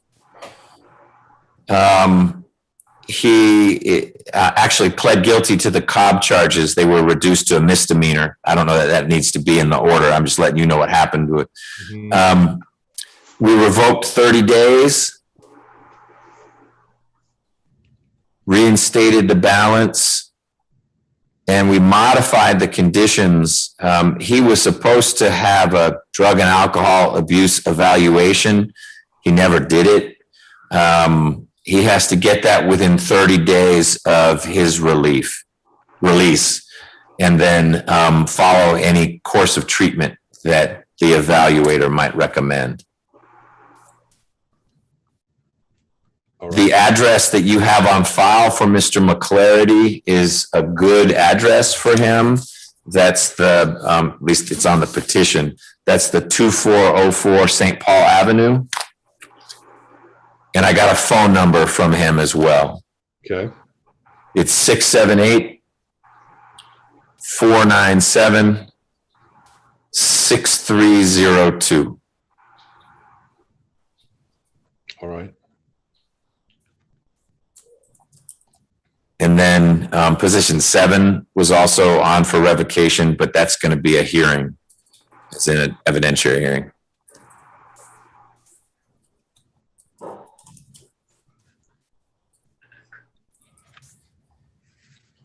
In general, Judge, the cases that are on for like revocation hearings, do you need us to prepare a petition?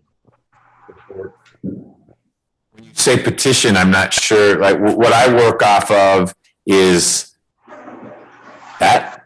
So if you look at your screen, it's the warrant. That's what I work off of, which is effectively a petition. I mean, it's a warrant and it flags. What are you describing? That is excellent. Basically, the petition restates the same information that's on the warrant. Yep. Usually the warrant is enough for us.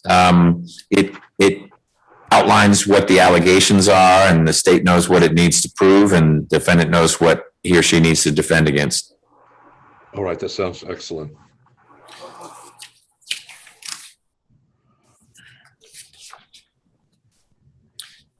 If Ms. Crawford is going to be out for a while, will there be someone reassigned to this division, or are there not those resources?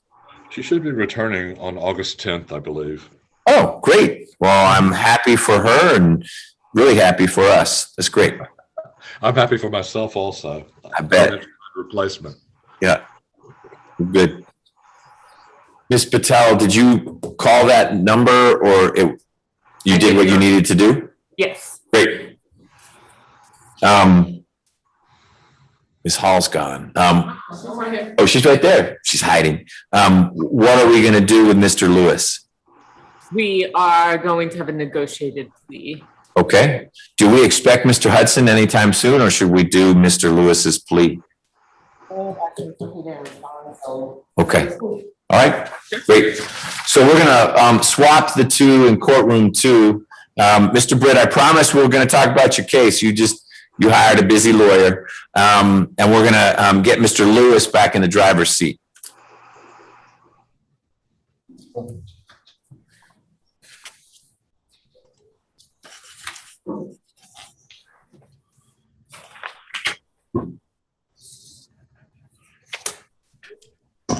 All right.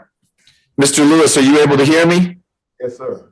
All right, we're going to go on the record in your case, which is 19 SC 170816. Ms. Patel tells me that you are prepared to enter a negotiated guilty plea in that case. Is that correct? Yes, sir. In a moment, Ms. Hall, the prosecutor, is going to put you under oath. Once you're under oath, it's important that you answer all of her questions and my questions truthfully and completely. Will you do that? Yes, sir.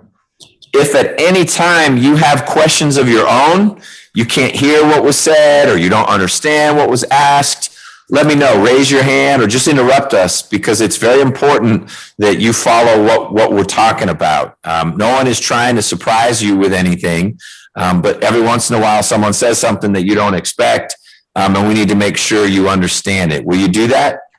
Yes, sir. Last thing before I hand you over to Ms. Hall, Mr. Lewis, you have a right to be here in open court to enter your plea, but you are at the county jail instead, which is fine, but you need to tell me that you waive your right to be here in court. Do you do that? Yes, sir.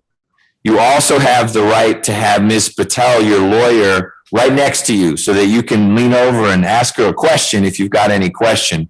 But she's here in court. She's not there at the jail with you. Do you waive your right to have Ms. Patel by your side? Yes.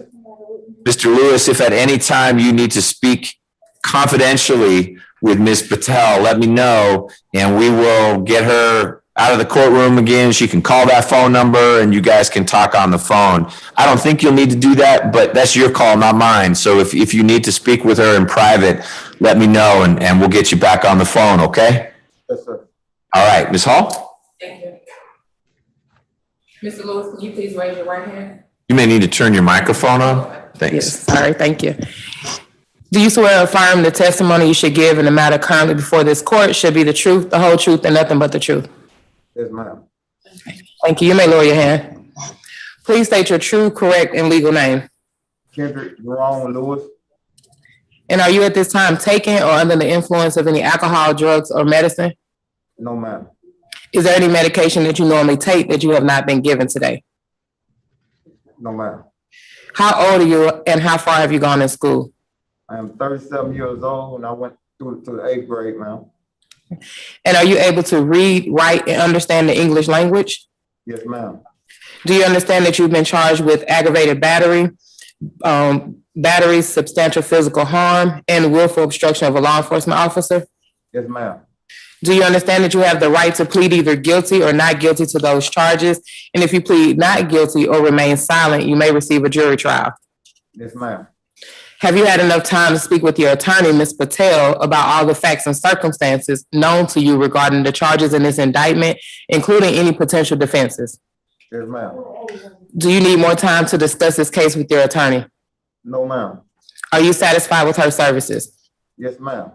Counsel, do you waive formal reading of the indictment? So waived. Do you waive any and all defects in the indictment, including with respect to the defendant's name? Waive for the purposes of this plea only. And do you waive moving forward on a copy of the indictment? We waive. Mr. Lewis, has your attorney advised you of the minimum and maximum sentence to the charges that you're pleading to? Yes, ma'am. The minimum maximum for aggravated battery is 1 to 20 years to serve, and then the 2 remaining misdemeanors, the maximum would be 12 months to serve. Yes, ma'am. Do you understand this is a negotiated plea of guilty, which means the state will recommend to the court a sentence of 3 years probation, condition that you complete MADRC, and a special condition that you have no violent contact with the victim, Ms. Hendricks. But the court does not have to accept that recommendation. The court can sentence you to the maximum on these charges and can run those sentences consecutively or one after another. Do you understand? Yes, ma'am. Do you understand this plea may be used to enhance sentencing on other convictions in this jurisdiction as well as other jurisdictions, including the federal courts? Yes, ma'am. Do you understand if you're currently on probation or parole, your probation or parole may be revoked based on you entering a guilty plea today? Yes, ma'am. Do you understand if you're placed on probation of any kind, you cannot violate any criminal laws of any governmental unit or any special conditions of probation without being subject to revocation for the balance of the sentence? Yes, ma'am. Do you understand that you're not allowed to possess or use a firearm while on probation? Yes, ma'am. Do you understand that if you're not a United States citizen, a guilty plea conviction will affect your immigration status? I'm sorry, just as it would in a conviction of trial, and this is regardless of any advice by your attorney or anyone else. Yes, ma'am. Do you understand that by pleading guilty to a felony, if you use, receive, possess, or transport a firearm or use a firearm in a crime, you will be guilty of a felony, which may carry a sentence of 1 to 15 years in prison? Yes, ma'am. Do you understand that you waive any and all defenses, including any mental health defenses, by entering a plea of guilty? Yes, ma'am. Do you understand that if you went to trial, you will have the right to a trial by jury, the right to see, hear, and confront witnesses called to testify against you, and the right to testify or to remain silent and not incriminate yourself? Yes, ma'am. Do you understand that by pleading guilty, you're giving up the following rights: the right to a trial by jury, the right to remain silent and not incriminate yourself, the right to confront witnesses against you, the right to the assistance of counsel hired by you or to court-appointed counsel, the right to the presumption of innocence, the right to testify on your own behalf and to present other evidence, the right to subpoena witnesses and compel the production of evidence, the right to have the charges against you proved beyond a reasonable doubt, and the right to appeal if convicted of these charges after a trial? Yes, ma'am. Has anyone forced, threatened, or promised you anything to get you to enter a guilty plea? No, ma'am. Is it your decision to waive these rights and enter a guilty plea because you're in fact guilty? I'm guilty, ma'am. In indictment 19-SC-170816, how do you plead to the charges of aggravated battery, substantial physical harm, and willful obstruction of a law enforcement officer? I plead guilty, ma'am. Is this guilty plea freely and voluntarily given with full knowledge of the charges against you? Yes, ma'am. Do you understand that you only have a limited right to appeal this guilty plea conviction? Yes, ma'am. Do you understand that you only have 30 days from today to appeal this guilty plea conviction? Yes, ma'am. And do you understand that you only have 4 years from today for a felony charge and 12 months from today for a misdemeanor charge to file a habeas corpus petition challenging the voluntariness of this guilty plea? Yes, ma'am. Thank you, Mr. Lewis. Your Honor, the state is aware of 3 prior convictions by the defendant dating back to 2002. The latest being a 2012 theft by shoplifting charge. And if this case had proceeded to trial, the state would have proven that on June the 2nd, 2019, at 520 Holly Street, Southwest Atlanta, Georgia, that is in Fulton County, police made contact with the victim, Ms. Hendricks, at Grady Hospital. She had told officers that her and the defendant had a dispute. The defendant dragged her across the floor where she had lacerations to her leg, but she also had a dislocated arm from him pulling her arm. That is essentially the case, Your Honor, or what happened in that situation. I have spoken with the victim in this case. Since this incident, the victim and the defendant has had a child together.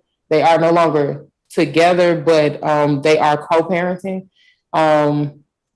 She is still recovering. Well, now she's not recovering, but she's still having pains from her dislocated arm.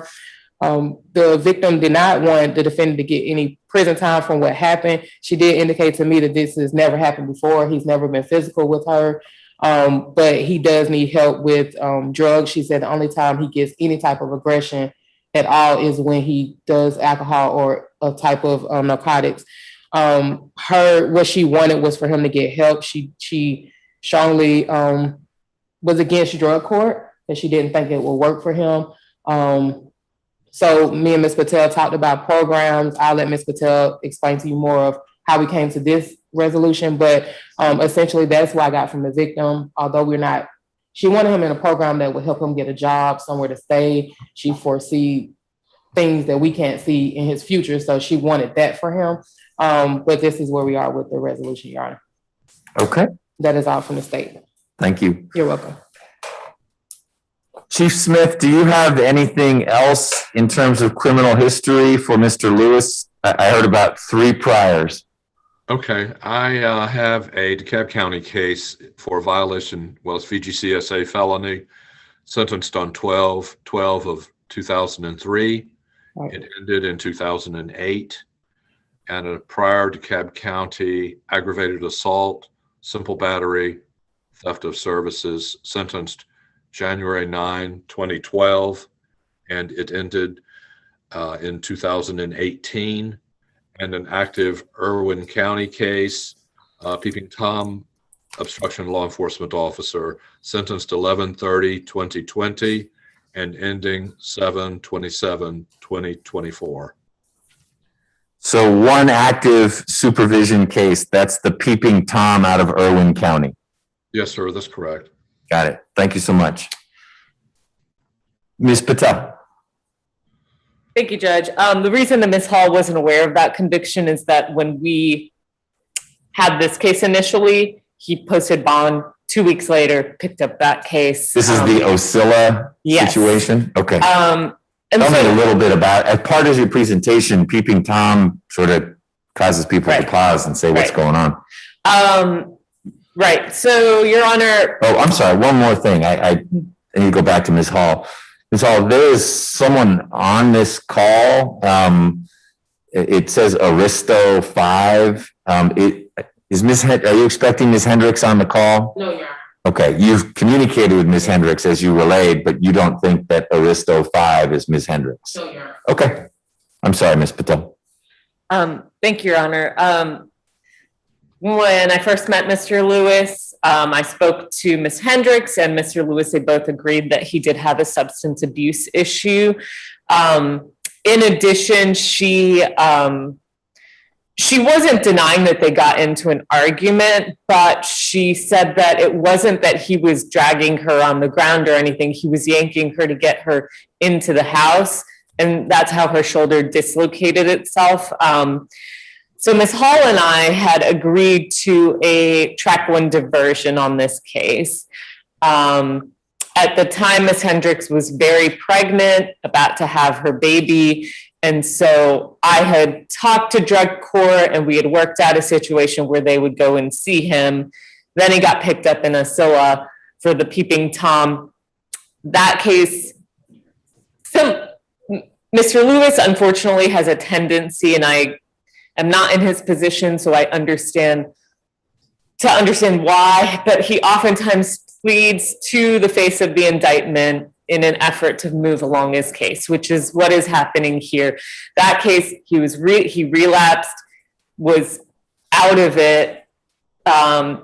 Someone called it in. It wasn't a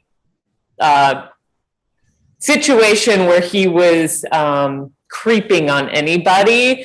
It was more of a criminal trespass, very drunk, decides not to try to fight the case. He went to probation detention center. And so he served almost, I think, a full year on that charge. I did believe that diversion would have been a great path because I don't agree with him pleading to an aggravated battery. However, things have changed a lot for him since the initial situation. 1 being that he's been in custody for as long as he has. 2, he now has a child he has not met. They are still very much in love with each other. Ms. Hendricks realizes that they're likely not going to be able to be together. He's banished from Oscilla. She likes her life there. Oh, she's down in Oscilla. She is. They were living together after he bonded out.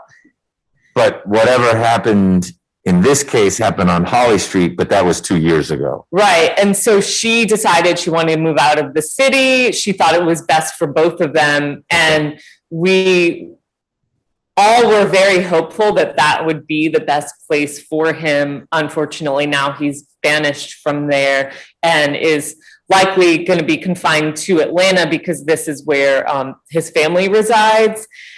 The other issue being that right now, I've had multiple clients call me about the COVID conditions at the jail. It's just not great. There have been individuals that are testing positive, and then my client hasn't been quarantined. So this is another issue that has come up. Ms. Hendricks was not a fan of drug court. She was not on board with that. She felt that there needed to be a day-to-day kind of component to it. I explained to Mr. Lewis that MADRC is not a walk in the park, and I shared my concerns about how intense it's going to be, and that it is likely more intense in an inpatient program because of the fact that he's going to have to come there every day. He's not just living there, he's going to have to arrange transportation. I also explained in great detail that if he messes up, it's likely to result in a revocation where he winds up back in jail. And then probably drug court. Exactly. So I do have to give Mr. Lewis a chance, and I'm asking Your Honor to give him a chance to prove to us that this will be a functional resolution for him. I think that the year of being clean is at least helpful in that transition. And I do think that Ms. Hendricks and my client's family has been a tremendous amount of support. Ms. Hendricks also had us, like, on the day of this incident, they'd both been under the influence, they'd both taken drugs. And so I think that she has been clean for a long time. He has now been clean. They won't be living together. And so I think that this will hopefully keep him on the right track, and neither of them will be able to kind of drag each other down into addiction, because the only time they'll be seeing each other is on these little dates with their child where she's going to have to come into the city. And so, you know, it does, I was a fan of that track one referral, but I understand why it might not be feasible in this situation anymore. Okay, thank you. Mr. Lewis, I've got a few questions for you. First, do you have a baby boy or a baby girl? I have a son, sir. What's his name? His name is Caleb King Hendricks. Excellent. Mr. Lewis, when you are not in jail, what do you do for a living? I'm not in jail. I'm working at a car wash. What do you hope to do when you get out to earn some money to take care of yourself and your family? Well, when I was in PDC, I did an OJT on-job training. They gave me a certificate for food service. So I'm trying to use that certificate and see if I can go and get me a job in a good place. Because I can use it. It come from a technical college. Okay. And do you have a place to stay when you get out? Yes, I go stay with my sister and my mother. Is that in the Atlanta area? Yes, sir. What drug or substance do you struggle with the most? I'm saying it was cocaine. Powder or crack? Powder. What about alcohol? Yes, I was drinking too, sir. Okay.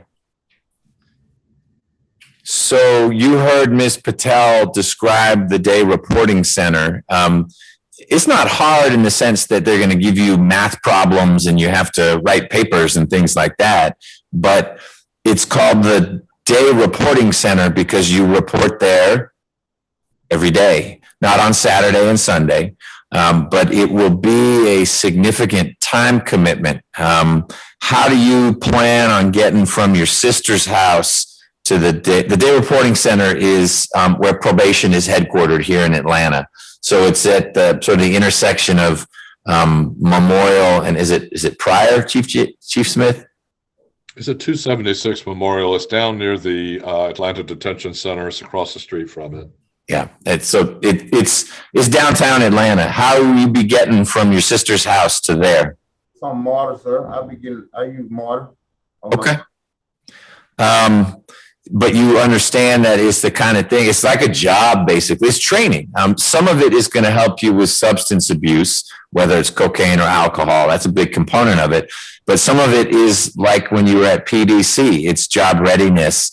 But you're going to need to go there every day during the week. You don't just say, hey, I'm going to go on Tuesday and on Wednesday, I'm going to just chill. You understand that? I understand that, sir. Yes, sir. Okay. You're prepared to do it? I'm prepared to do it. I'm trying to change my life, sir. Well, I hope so. Maybe little Caleb is helping with that.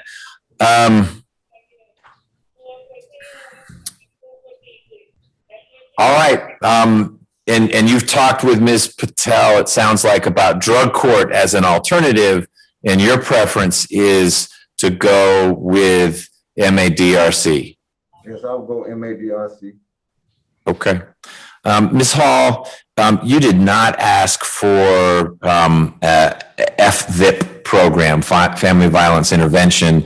It doesn't sound like there's a history of situations like what this case represents.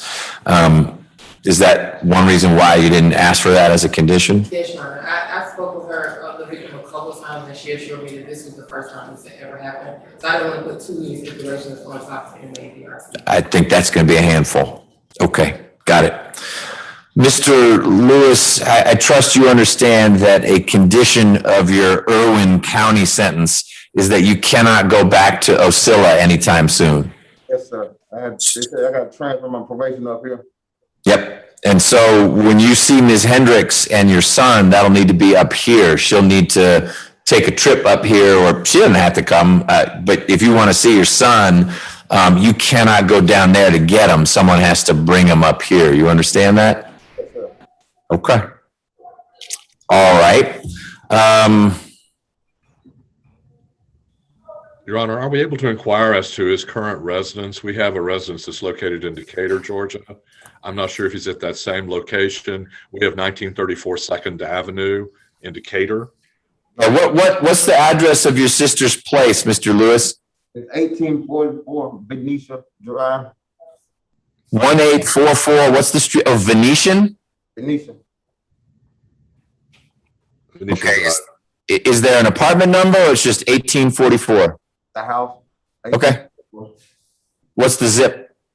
I think 31315. Okay, and you have any phone number associated with either for you or your sister or that house? 678-755-6177. Okay. All right. Well, Chief Smith is going to give you some reporting instructions in a minute. I have a few more things I need to work through. But first, Mr. Lewis, do you have any questions about anything anyone has said about your case so far? No, sir. All right. Mr. Lewis, I find there's a factual basis for your plea. I also find that your plea is knowing and voluntary. Mr. Hudson, you're not going to be gone for more than about a minute, right? Good. A knowing plea, Mr. Lewis, is one where the defendant understands everything that's been asked of him and discussed, and you've just told me you don't have any questions, so I trust you understand things. And a voluntary plea is a plea where no one has forced you to enter the plea. Someone may have promised you something, and that's okay. If the promise is, this is what the state's going to recommend, that's all right. If anyone promised you, and here's what the judge is going to do, that's not a fair promise, because I'm not bound by the recommendation. I'm influenced by it, but not bound by it. Do you feel like your plea is voluntary? Yeah. Okay. Well, I'm going to accept your plea. I'm sentencing you pursuant to what's called the Probation Options Management Act. And all that means, Mr. Lewis, is that while you're on probation, if you have a technical violation, let's say you miss a day of the day reporting center, you and probation will work through that. There may be consequences for missing a day. I don't know, maybe it's community service, who knows? You and probation will work through that. But if it's a substantive violation, if you get arrested again, if you put your hands on Ms. Hendricks in a way that she doesn't want, or if you get kicked out of MADRC, anything at that level, that comes back to me. You'll probably get arrested, and we'll need to work through this all over again. So I hope that doesn't happen. But if it's something minor, you and probation will work through it. I'm going to accept your plea. I will follow the recommendation that your lawyer and the prosecutor came up with. It helped to hear more about the case because I'll tell you, when I read the indictment, it did not sound like a 3-year probation kind of case, but it's helpful to learn more about it. You are fortunate, Mr. Lewis, that Ms. Hendricks cares about you. If she had been here in court saying, I can't move my arm, I'm mad at this guy, it would have been a different outcome for you. So make sure you take good care of her and your son. I believe that count 2 merges with count 1. Ms. Hall, do you have any objection if I merge count 2, the battery, into the aggravated battery? All right. Your sentence, Mr. Lewis, on count 1 is going to be 3 years of probation. A special condition of your probation is that you enter into and complete the Metro Atlanta Day Reporting Center and its aftercare. So you may graduate from the Day Reporting Center, but they're going to want to check in with you every once in a while, make sure you're staying clean and sober. You may have no violent contact with Ms. Hendricks. That should be made somewhat easy by your banishment from Irwin County. But that doesn't mean you can't talk with her. That doesn't mean you can't spend time with her, but you need to keep it peaceful and sober. And it obviously needs to not be down in Irwin County. Count 2 merges into count 1, and your sentence on count 3 is going to be 12 months probation, and that will run concurrently with count 1. So it's a total sentence of 3 years probation. You should know that if the Metro Atlanta Day Reporting Center ends up not working out for you, and that happens real soon, it's just like you can't manage it, or you keep testing positive for alcohol or cocaine or something like that, we're going to need to change gears, and probably the next option would be drug court. And I share that with you not as a threat. I'm a big fan of drug court. I'm one of the drug court judges.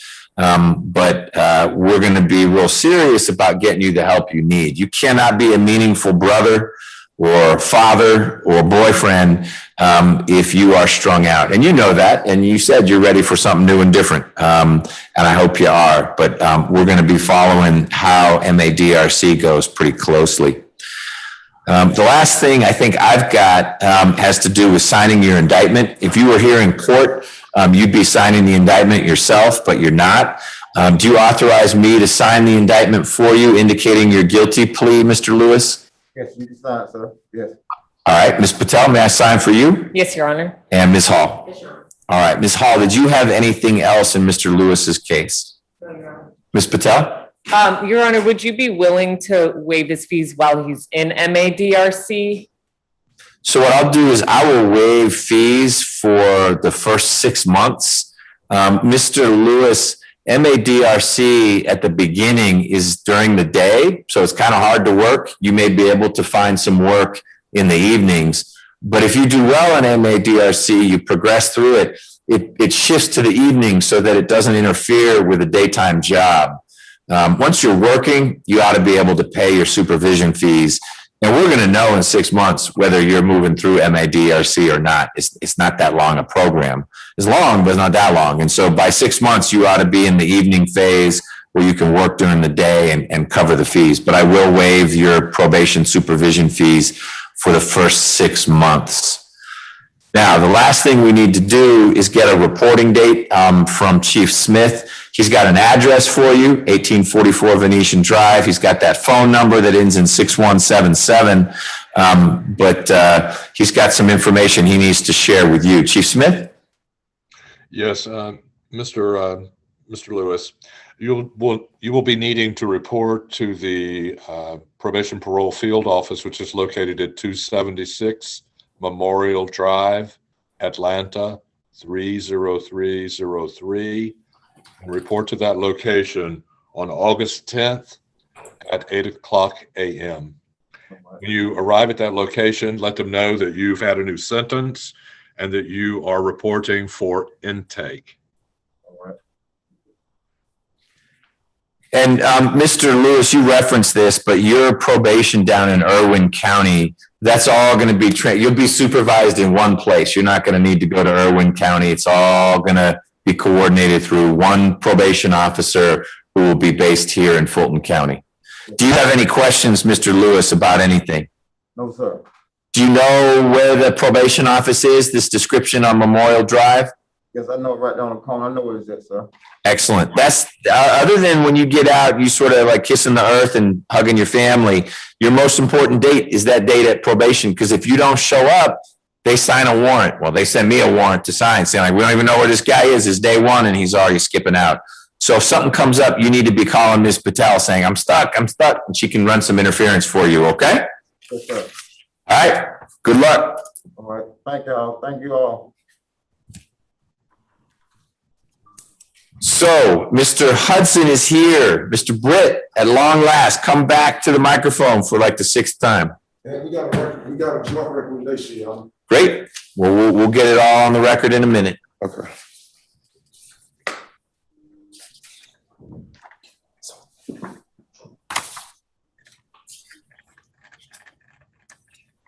All right, Mr. Britt, can you hear me? Yes. Great. Mr. Britt, your warrant from probation flags the fact that you have been struggling with marijuana use. You were in MADRC. You just heard us talking about MADRC, and you've tested positive at least 17 times since you've been on probation, and almost half of those occurred while you were in the day reporting center, which says we need to crank up the treatment a little bit. And you're a little bit behind in paying fees. We'll work through that. But I'm worried about the drug use and making sure you are in the right place on that front. But I need to hear from your lawyer first, and then I'll hear from the prosecutor. Good morning, Mr. Hudson. Good morning, Judge. It's good to see you. Good to see you. Ms. Nelson, I didn't even see you behind there. Your Honor, actually, a correction is 25 times he's tested positive. All right. However, I know, I'm not trying to throw McCloud on the bus, but Mr. Britt, a good guy. I appreciate the Your Honor, clarity. I think he can see, but his mother and his lady and his family members, they're all in court, so he got the support, Judge. And they've been here all morning. They've helped us track you down. Your Honor, what I also wanted to add was Mr. Britt, he was working at Duracell in Fairburn. Judge, and here's the thing that really would help Mr. Britt's case. He was testing positive in Metro Daily reporting. He was reporting though. He was reporting, testing positive daily, because he followed your instructions that he need to report. So he was doing that, and that's why the length of time. Now, me and Ms. Hall, I don't know what date, how long he's been in jail, like the exact date, if Ms. Hall can point that out, or Mr. Britt can tell you. We was talking about maybe 4 months, revoking 4 months, and reinstating him and whatever other conditions you deem fit. But I just also wanted to ask you, Judge, not to go so hard on Mr. Britt, because all of this happened during the pandemic, and he was still reporting during the pandemic. Like, I know marijuana is illegal in this state, but I just wanted to give him the credit that he didn't shine away from you. I guess when you sentenced him 2017, he understood what you were saying. So, and he told me he did not want to come back before you. So even though he was wrong, Judge, he still was reporting. So you'll take that into consideration. I certainly will. All right, I appreciate that. Is Mr. Britt no longer in MADRC? I don't think he's no longer in MADRC. And like Ms. Hall, she and I talked, I don't think that's working for him either, Judge. It doesn't sound like it. Mr. Britt, when did you get arrested? June the 22nd. All right, so you've been in for a month and about a week. Okay. 39 days, Judge, to be exact. All right. Ms. Hall, what's your thought about what ought to happen with Mr. Britt? I was in agreement with the 4 months, to revoke the 4 months, simply because he's obviously not following one of the biggest terms of his conviction. But then we listened to you talk about MADRC, we think he need help. But I talked to his attorney, and he doesn't think, because of the type of drug it is, he needs further help with MADRC. So I'm okay with just the 4 months to revoke. And then when we believe he has 1 year, 5 months left, but we can get that. Yeah, 1 year, 5 months and 6 days. I had talked to Officer Allen because I heard you say you didn't have a probation officer. So I called the one over in 8C and he gave me his case number and I texted it to Ms. Hall. So yeah, I don't think it's a major drug problem. I mean, but I understand, like, he's not going to do well in MADRC. So as a condition, as an alternate sentence, we suggest that you revoke sometime because it is still a crime, but like not having to report back to MADRC. Okay. Mr. Britt, what's your thought about being able to get back to work? You were working at Duracell. You're going to be out of commission for a little while. Any sense of whether you'd be able to go back there or what would you do for work when you get out? Carpentry work. Did you say carpentry? Yeah. Yes, Your Honor. And why carpentry? Do you have a background in that? Yes. Okay. And do you have someone who you think would hire you? I already do work with my sister. Say that one more time. I already do work with my sister. Your sister runs a company. Is she also a carpenter or is she a contractor? She's also a carpenter. Okay. And she would bring you back on board? Yes. So what was the Duracell job? That was a warehouse. Okay. He was working in the warehouse in Fairmont, Georgia at the time. Okay. But I don't think he has his job anymore. Mr. Britt, I've got an address for you as an apartment on Oakley Industrial Boulevard. Is that still your address? Yes. Who's in that apartment? My girlfriend, my baby mama. So they'll still be there. Okay. So that's a place you can go to when you're released. We don't have to worry about the lease not get the mortgage, the rent payments not getting paid. It's covered. Someone's working. Okay. All right. So that you'll be going back to that address, the apartment 1211 in Fairburn? Yes. Okay. All right. Anything you want to add, Mr. Britt? I think I understand the situation. I mean, I did get to step 10 in the DRC program. No, you're right. I mean, I hear you, man. And Mr. Hudson knows how to sell something. You know, you kept going back. This is not what I usually see. Is someone who tested positive and then disappears and they quit the program. And you did not quit. And that benefits you. I appreciate you sticking with it. But I think we've reached a point where you've demonstrated that's just not a program that's going to work for you. There's some things that don't work for people. Some people, you know, they have trouble spelling and they know I'm not going to spell well. MADRC, not going to work for you. You're going to use marijuana and keep your fingers crossed that someday it's legal in Georgia, or maybe you and your girlfriend should move to Colorado. Who knows? I'm not going to get in that policy fight. That's not my job. But it doesn't sound like keeping you in the day reporting center makes a whole lot of sense. You'll go and you'll get some things out of it, but you'll get fussed at because you're testing positive. And really one of the main points of the day reporting center is to convince folks and equip folks to not use things like marijuana, and it doesn't seem the direction in which you're going. So I don't want to prevent you from getting back to work and being a productive member of society and being there for your family. Do you have any kids, Mr. Britt? I got 2 girls. 2 girls. Okay. And are they in the Atlanta area? Yeah, they had the address you just read off. They're at apartment 1211. Yes. Okay, so someone else is having to take care of them while you're where you are. My baby mom. Yeah, okay. Another reason for you to get back to work. He has a 2-year-old and a 1-year-old, Your Honor. That's a lot of work. All right. Well, Mr. Britt, I'm sorry that things fell apart this way. Like I said, I appreciate the efforts you did make. I'm going to revoke 3 months of your probation. You will get credit for the time you've already been in, but you're going to need to do a little more time as a consequence for MADRC basically not working out. When you get out, You will still be on probation. There'll be a little time probation left. So you'll need to abide by the law while you're on probation. I'm going to remove, as a condition of your probation, MADRC.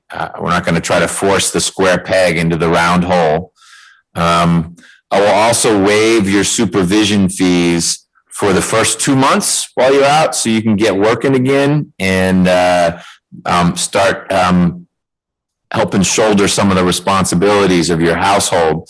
But after those first 2 months, you are going to need to pay your probation supervision fees. And of course, it's a condition of your probation that you maintain employment. If you are unemployed, we'll probably need to have a conversation about whether we need to have you doing community service as encouragement to go out there and get a job. There are more jobs than people looking for jobs right now. And so ideally you can work with your sister and use the skills you got. But if for whatever reason you can't be a carpenter, then you're going to need to be doing something else. Okay? Do you have any questions about anything we talked about? What do you mean by revoke 4 months? Say that again. I said, what do you mean by revoking 4 months? So I'm revoking 3 months, not 4 months. And that means that you've got some more time to serve. Your lawyer had had negotiated with the state. And so they had come to an agreement that because you kind of crashed and burned with the day reporting center, the right sanction was a 4 month revocation. That's like a 4 month jail sentence. I've reduced that to 3, and you get credit for the month you've already done. So you can do the math as to what's left. And then you'll get released and you'll be on probation. It sounds like for about a year more. And so you'll need to keep on the straight and narrow while you are on that remainder of your probated sentence. Does that answer your question? Yeah. Okay. Chief Smith, do you need any more information, or did you get what you need to prepare an order? No, he just, because he's going to be in custody for a little while longer, we would just instruct him to report to the probation office at 276 Memorial Drive within 72 hours of his release from custody, and also would like to get a phone number, a contact phone number for him. Sure. Mr. Britt, what's a good phone number for probation to have? 770-912-3542. 770-912-3542. Yes, sir. Okay, excellent. Thank you, Your Honor. All right, that's it. Yes. Thank you, Ms. Hall. Thank you, Mr. Britt. Thank you, Judge. You're welcome. Yeah, so we have a 1:30 count. I don't know what, are you coming back for the 1:30? Yeah, it can't be right at 1:30. We had a miscommunication, Ms. Nelson and I have drug court graduation down in Judge Richardson's courtroom. Your boss is going to be there. So we have to celebrate a few clients graduating drug court and BHTC. And then I'll come right back up here as soon as that's done. So if you're going to be in the building, I'm fine with you being in your office and just promising that you'll come over as quickly as you can when Ms. Nelson reaches out to you. I can't give you a firm time. I have one call. One person Zoom in at 1 to take her plea. Ms. Johnson. Oh, okay, because I was asking you to sooner. I have another meeting with my boss at 3. I feel like we'll be done with this. Boss meaning Ms. Willis? Yes. Okay. I can miss it obviously because I'm in court, but I figured we should be done. You're not in trouble, are you? No. Okay. Okay. All right. So that's one. Can we possibly move any of them if Mr. Franklin can get his people? He's trying, but he has some afternoon commitments. Yeah, you've got me until 1:30. Okay. And then I disappear for a while. Okay. And then I will be back here to do whatever's left on that calendar. Okay.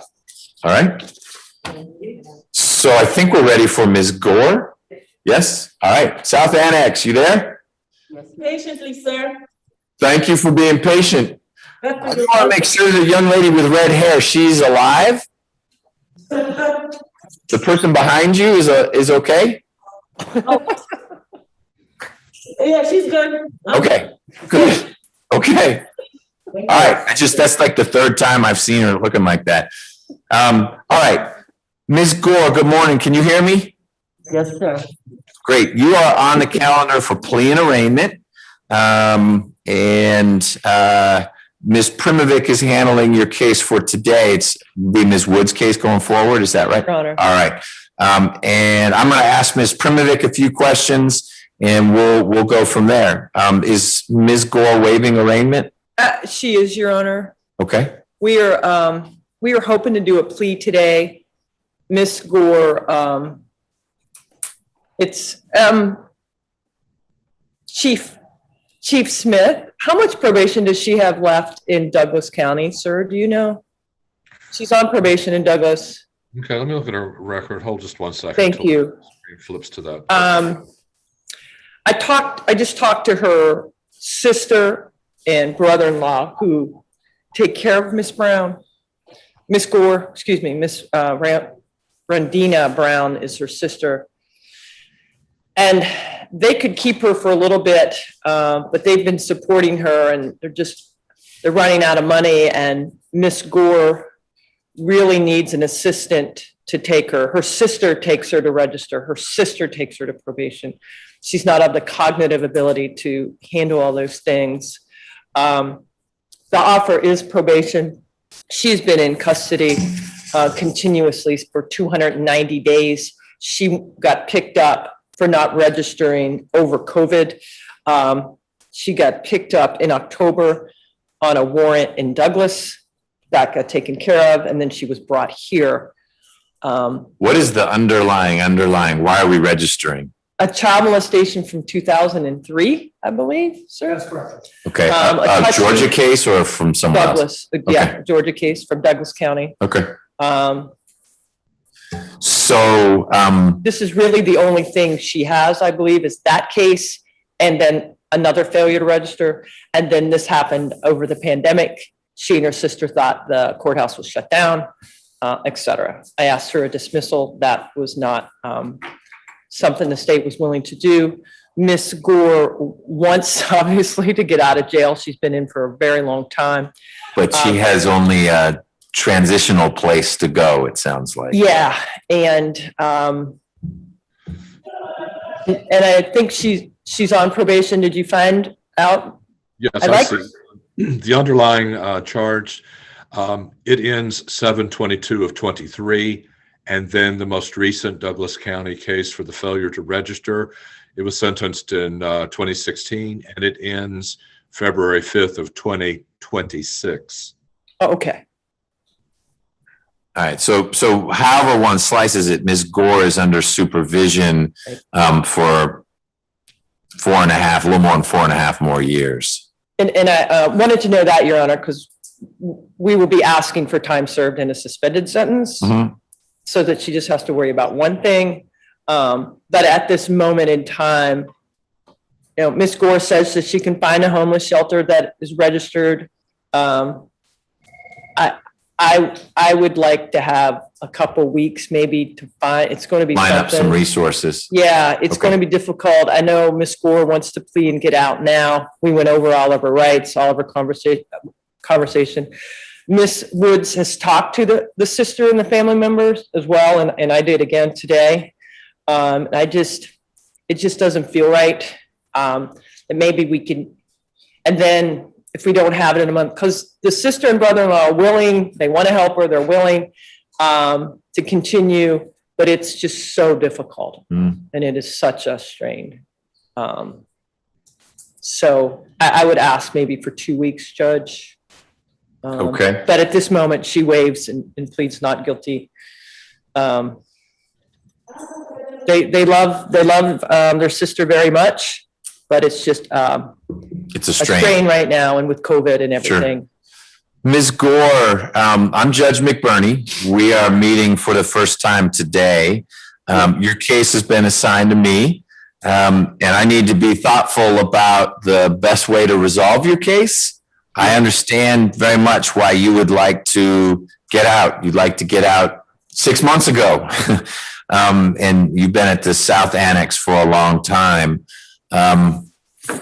I want to be sure that when you get out, you have a safe and supportive place to go.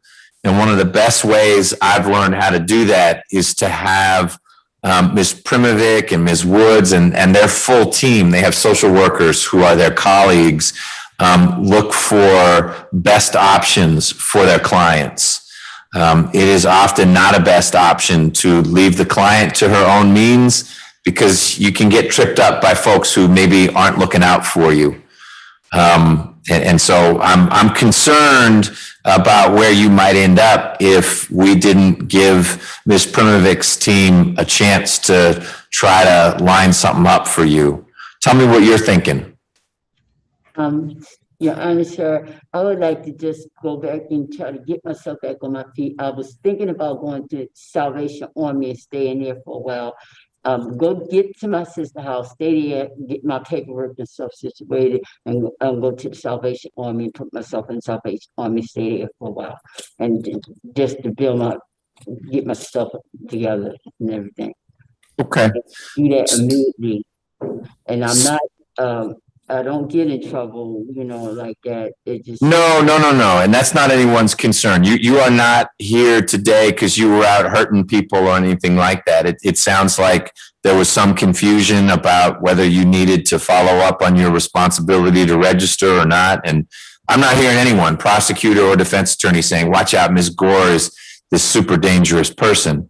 But there are certain obligations you have that you certainly need to comply with. And it's not the first time. It sounds like a few years ago you had this issue as well. Ms. Gore, what I'm going to do, I want to make sure that your sister is going to be able to let you come home to her. I like your plan of, hey, I may start there and then get my papers in order and go somewhere else. And that may be the best step. There may be a different plan that we can come up with. But what I'm going to do is have Ms. Primovic. Does she have contact information for your sister, or does Ms. Woods? Oh, yeah, we talked to him. Great. Yeah. So I'm gonna give Ms. Primovic and Ms. Woods a chance to have a final conversation with your sister. And if they get the green light, then we'll make that plan that you just described happen, okay? Yes, sir, I would ask you if I can just, once I get out, I can just go home, just go to the shelter and stay there. And just temporarily, because I'm going to stay with my son, which is in Florida. But I just got to get all my paperwork and everything situated. Yep. I certainly want you to get your paperwork. So what we're going to do, Ms. Gore, is you and I will reconnect real soon in the next few days after Ms. Primovic and or Ms. Woods can have that final conversation with your sister. And if that all sorts out, then we'll get you on your way, okay? Okay, can you have a certain time served? Well, that may well be what I decide. I can't decide right now. I don't know enough about your case. There's someone who's been sitting very patiently in court, the prosecutor, who hasn't said anything yet today because it really hasn't been necessary yet. But if you're going to enter a plea, which you're free to do, then I'll hear from you. I'll hear from your lawyer. I'll hear from the prosecutor. I don't want to do that until I've had a chance to hear from your sister that that's the place that you can go, even if it's just for a few days for you to get your papers together, because it sounds like that needs to happen. So that's what I'm asking to have happen. Once I've heard that, then we'll have that conversation about the plea, and it sounds like time served is going to be how it plays out. It's just a question of, are you on probation? Is it suspended? But we'll see. We can't sort that out till we do that, okay? Well, I have my paperwork, and it said it was supposed to be suspended, because I'm having my max out. All right. Well, I don't know about max out, but we will get you back either here in court or on a Zoom call just like this in the next few days. All right, Ms. Gore? Okay. All right. Thank you so much for being patient with us. We'll see you real soon. All right. Bye, Ms. Gore. All right.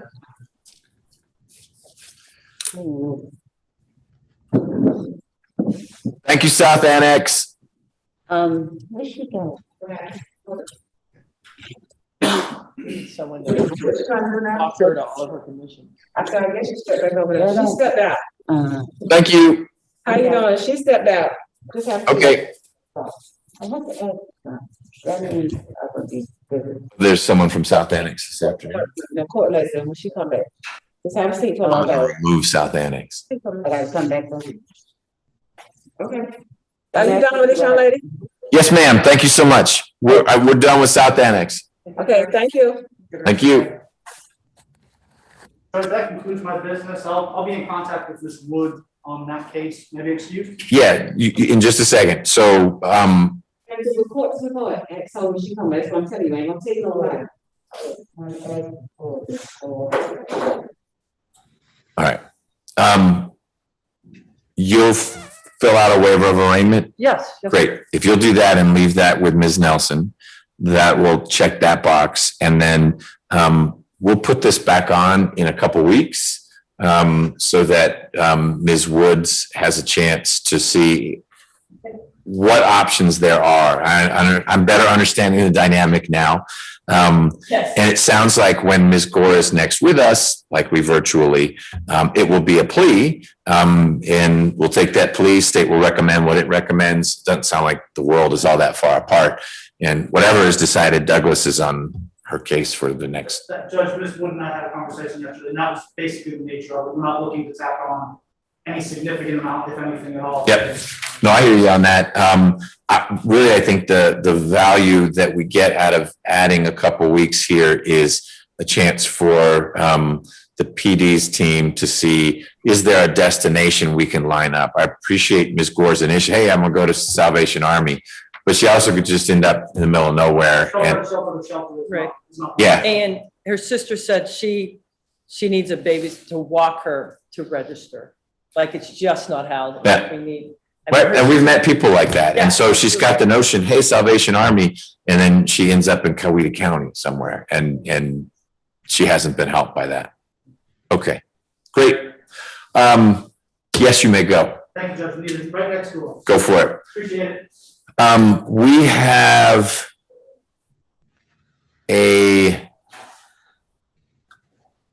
is it Zoom? Is it telephone? The pretrial conference?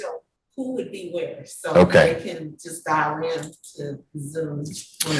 Our trial calendar, there are a few cases on it. Are they your cases from the PD's office and Ms. Woods, just yours? Just mine, Your Honor. Just yours. So we've got half the equation. We need to get the prosecutors here. We can do it now if we can get the prosecutors. It says 12:15 on the calendar. Do you also have some of the 1:30 matters? I don't have the 1:30 matters. Siri Patel was on the call. I'm not leaving. I just got to stand up. Right. Oh. She'd be the one to at least address one of the cases, if not both. The trial cases? There's someone named Kelsey hyphenated last name. Jones Connor. Kelsey Jones Connor is handling the case if it is a trial or a plea. It was Siri Patel's case. Okay. Is she handling, I think there were only, I'm gonna go get the calendar. I can talk about it. Oh, great.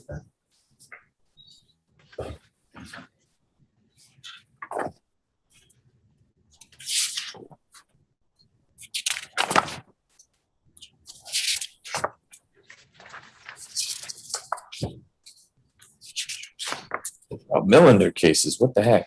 So Reginald Wheeler, that's you. Yes, Your Honor. And then I've got Macaulay and Siri Patel listed there. Who have you been dealing with? Siri Patel. Okay, and that's where, I'm sorry, Kelsey Jones Connor Okay. on Reginald Wheeler. on Wheeler, okay.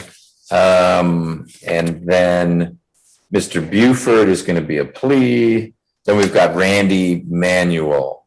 That says Mr. Franklin, that's you also now? Correct, Okay, and it says Siri Patel. correct. Also Kelsey? Just Siri. Just Siri, okay, got it. And are those our only two? I'm gonna take her right now. Okay.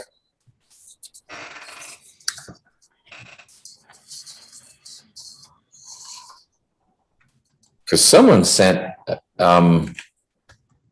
voir dire and stuff. Someone's getting ready. That's Miss Jones Connor. Okay. Just to cover Got the it. bases. Thank you.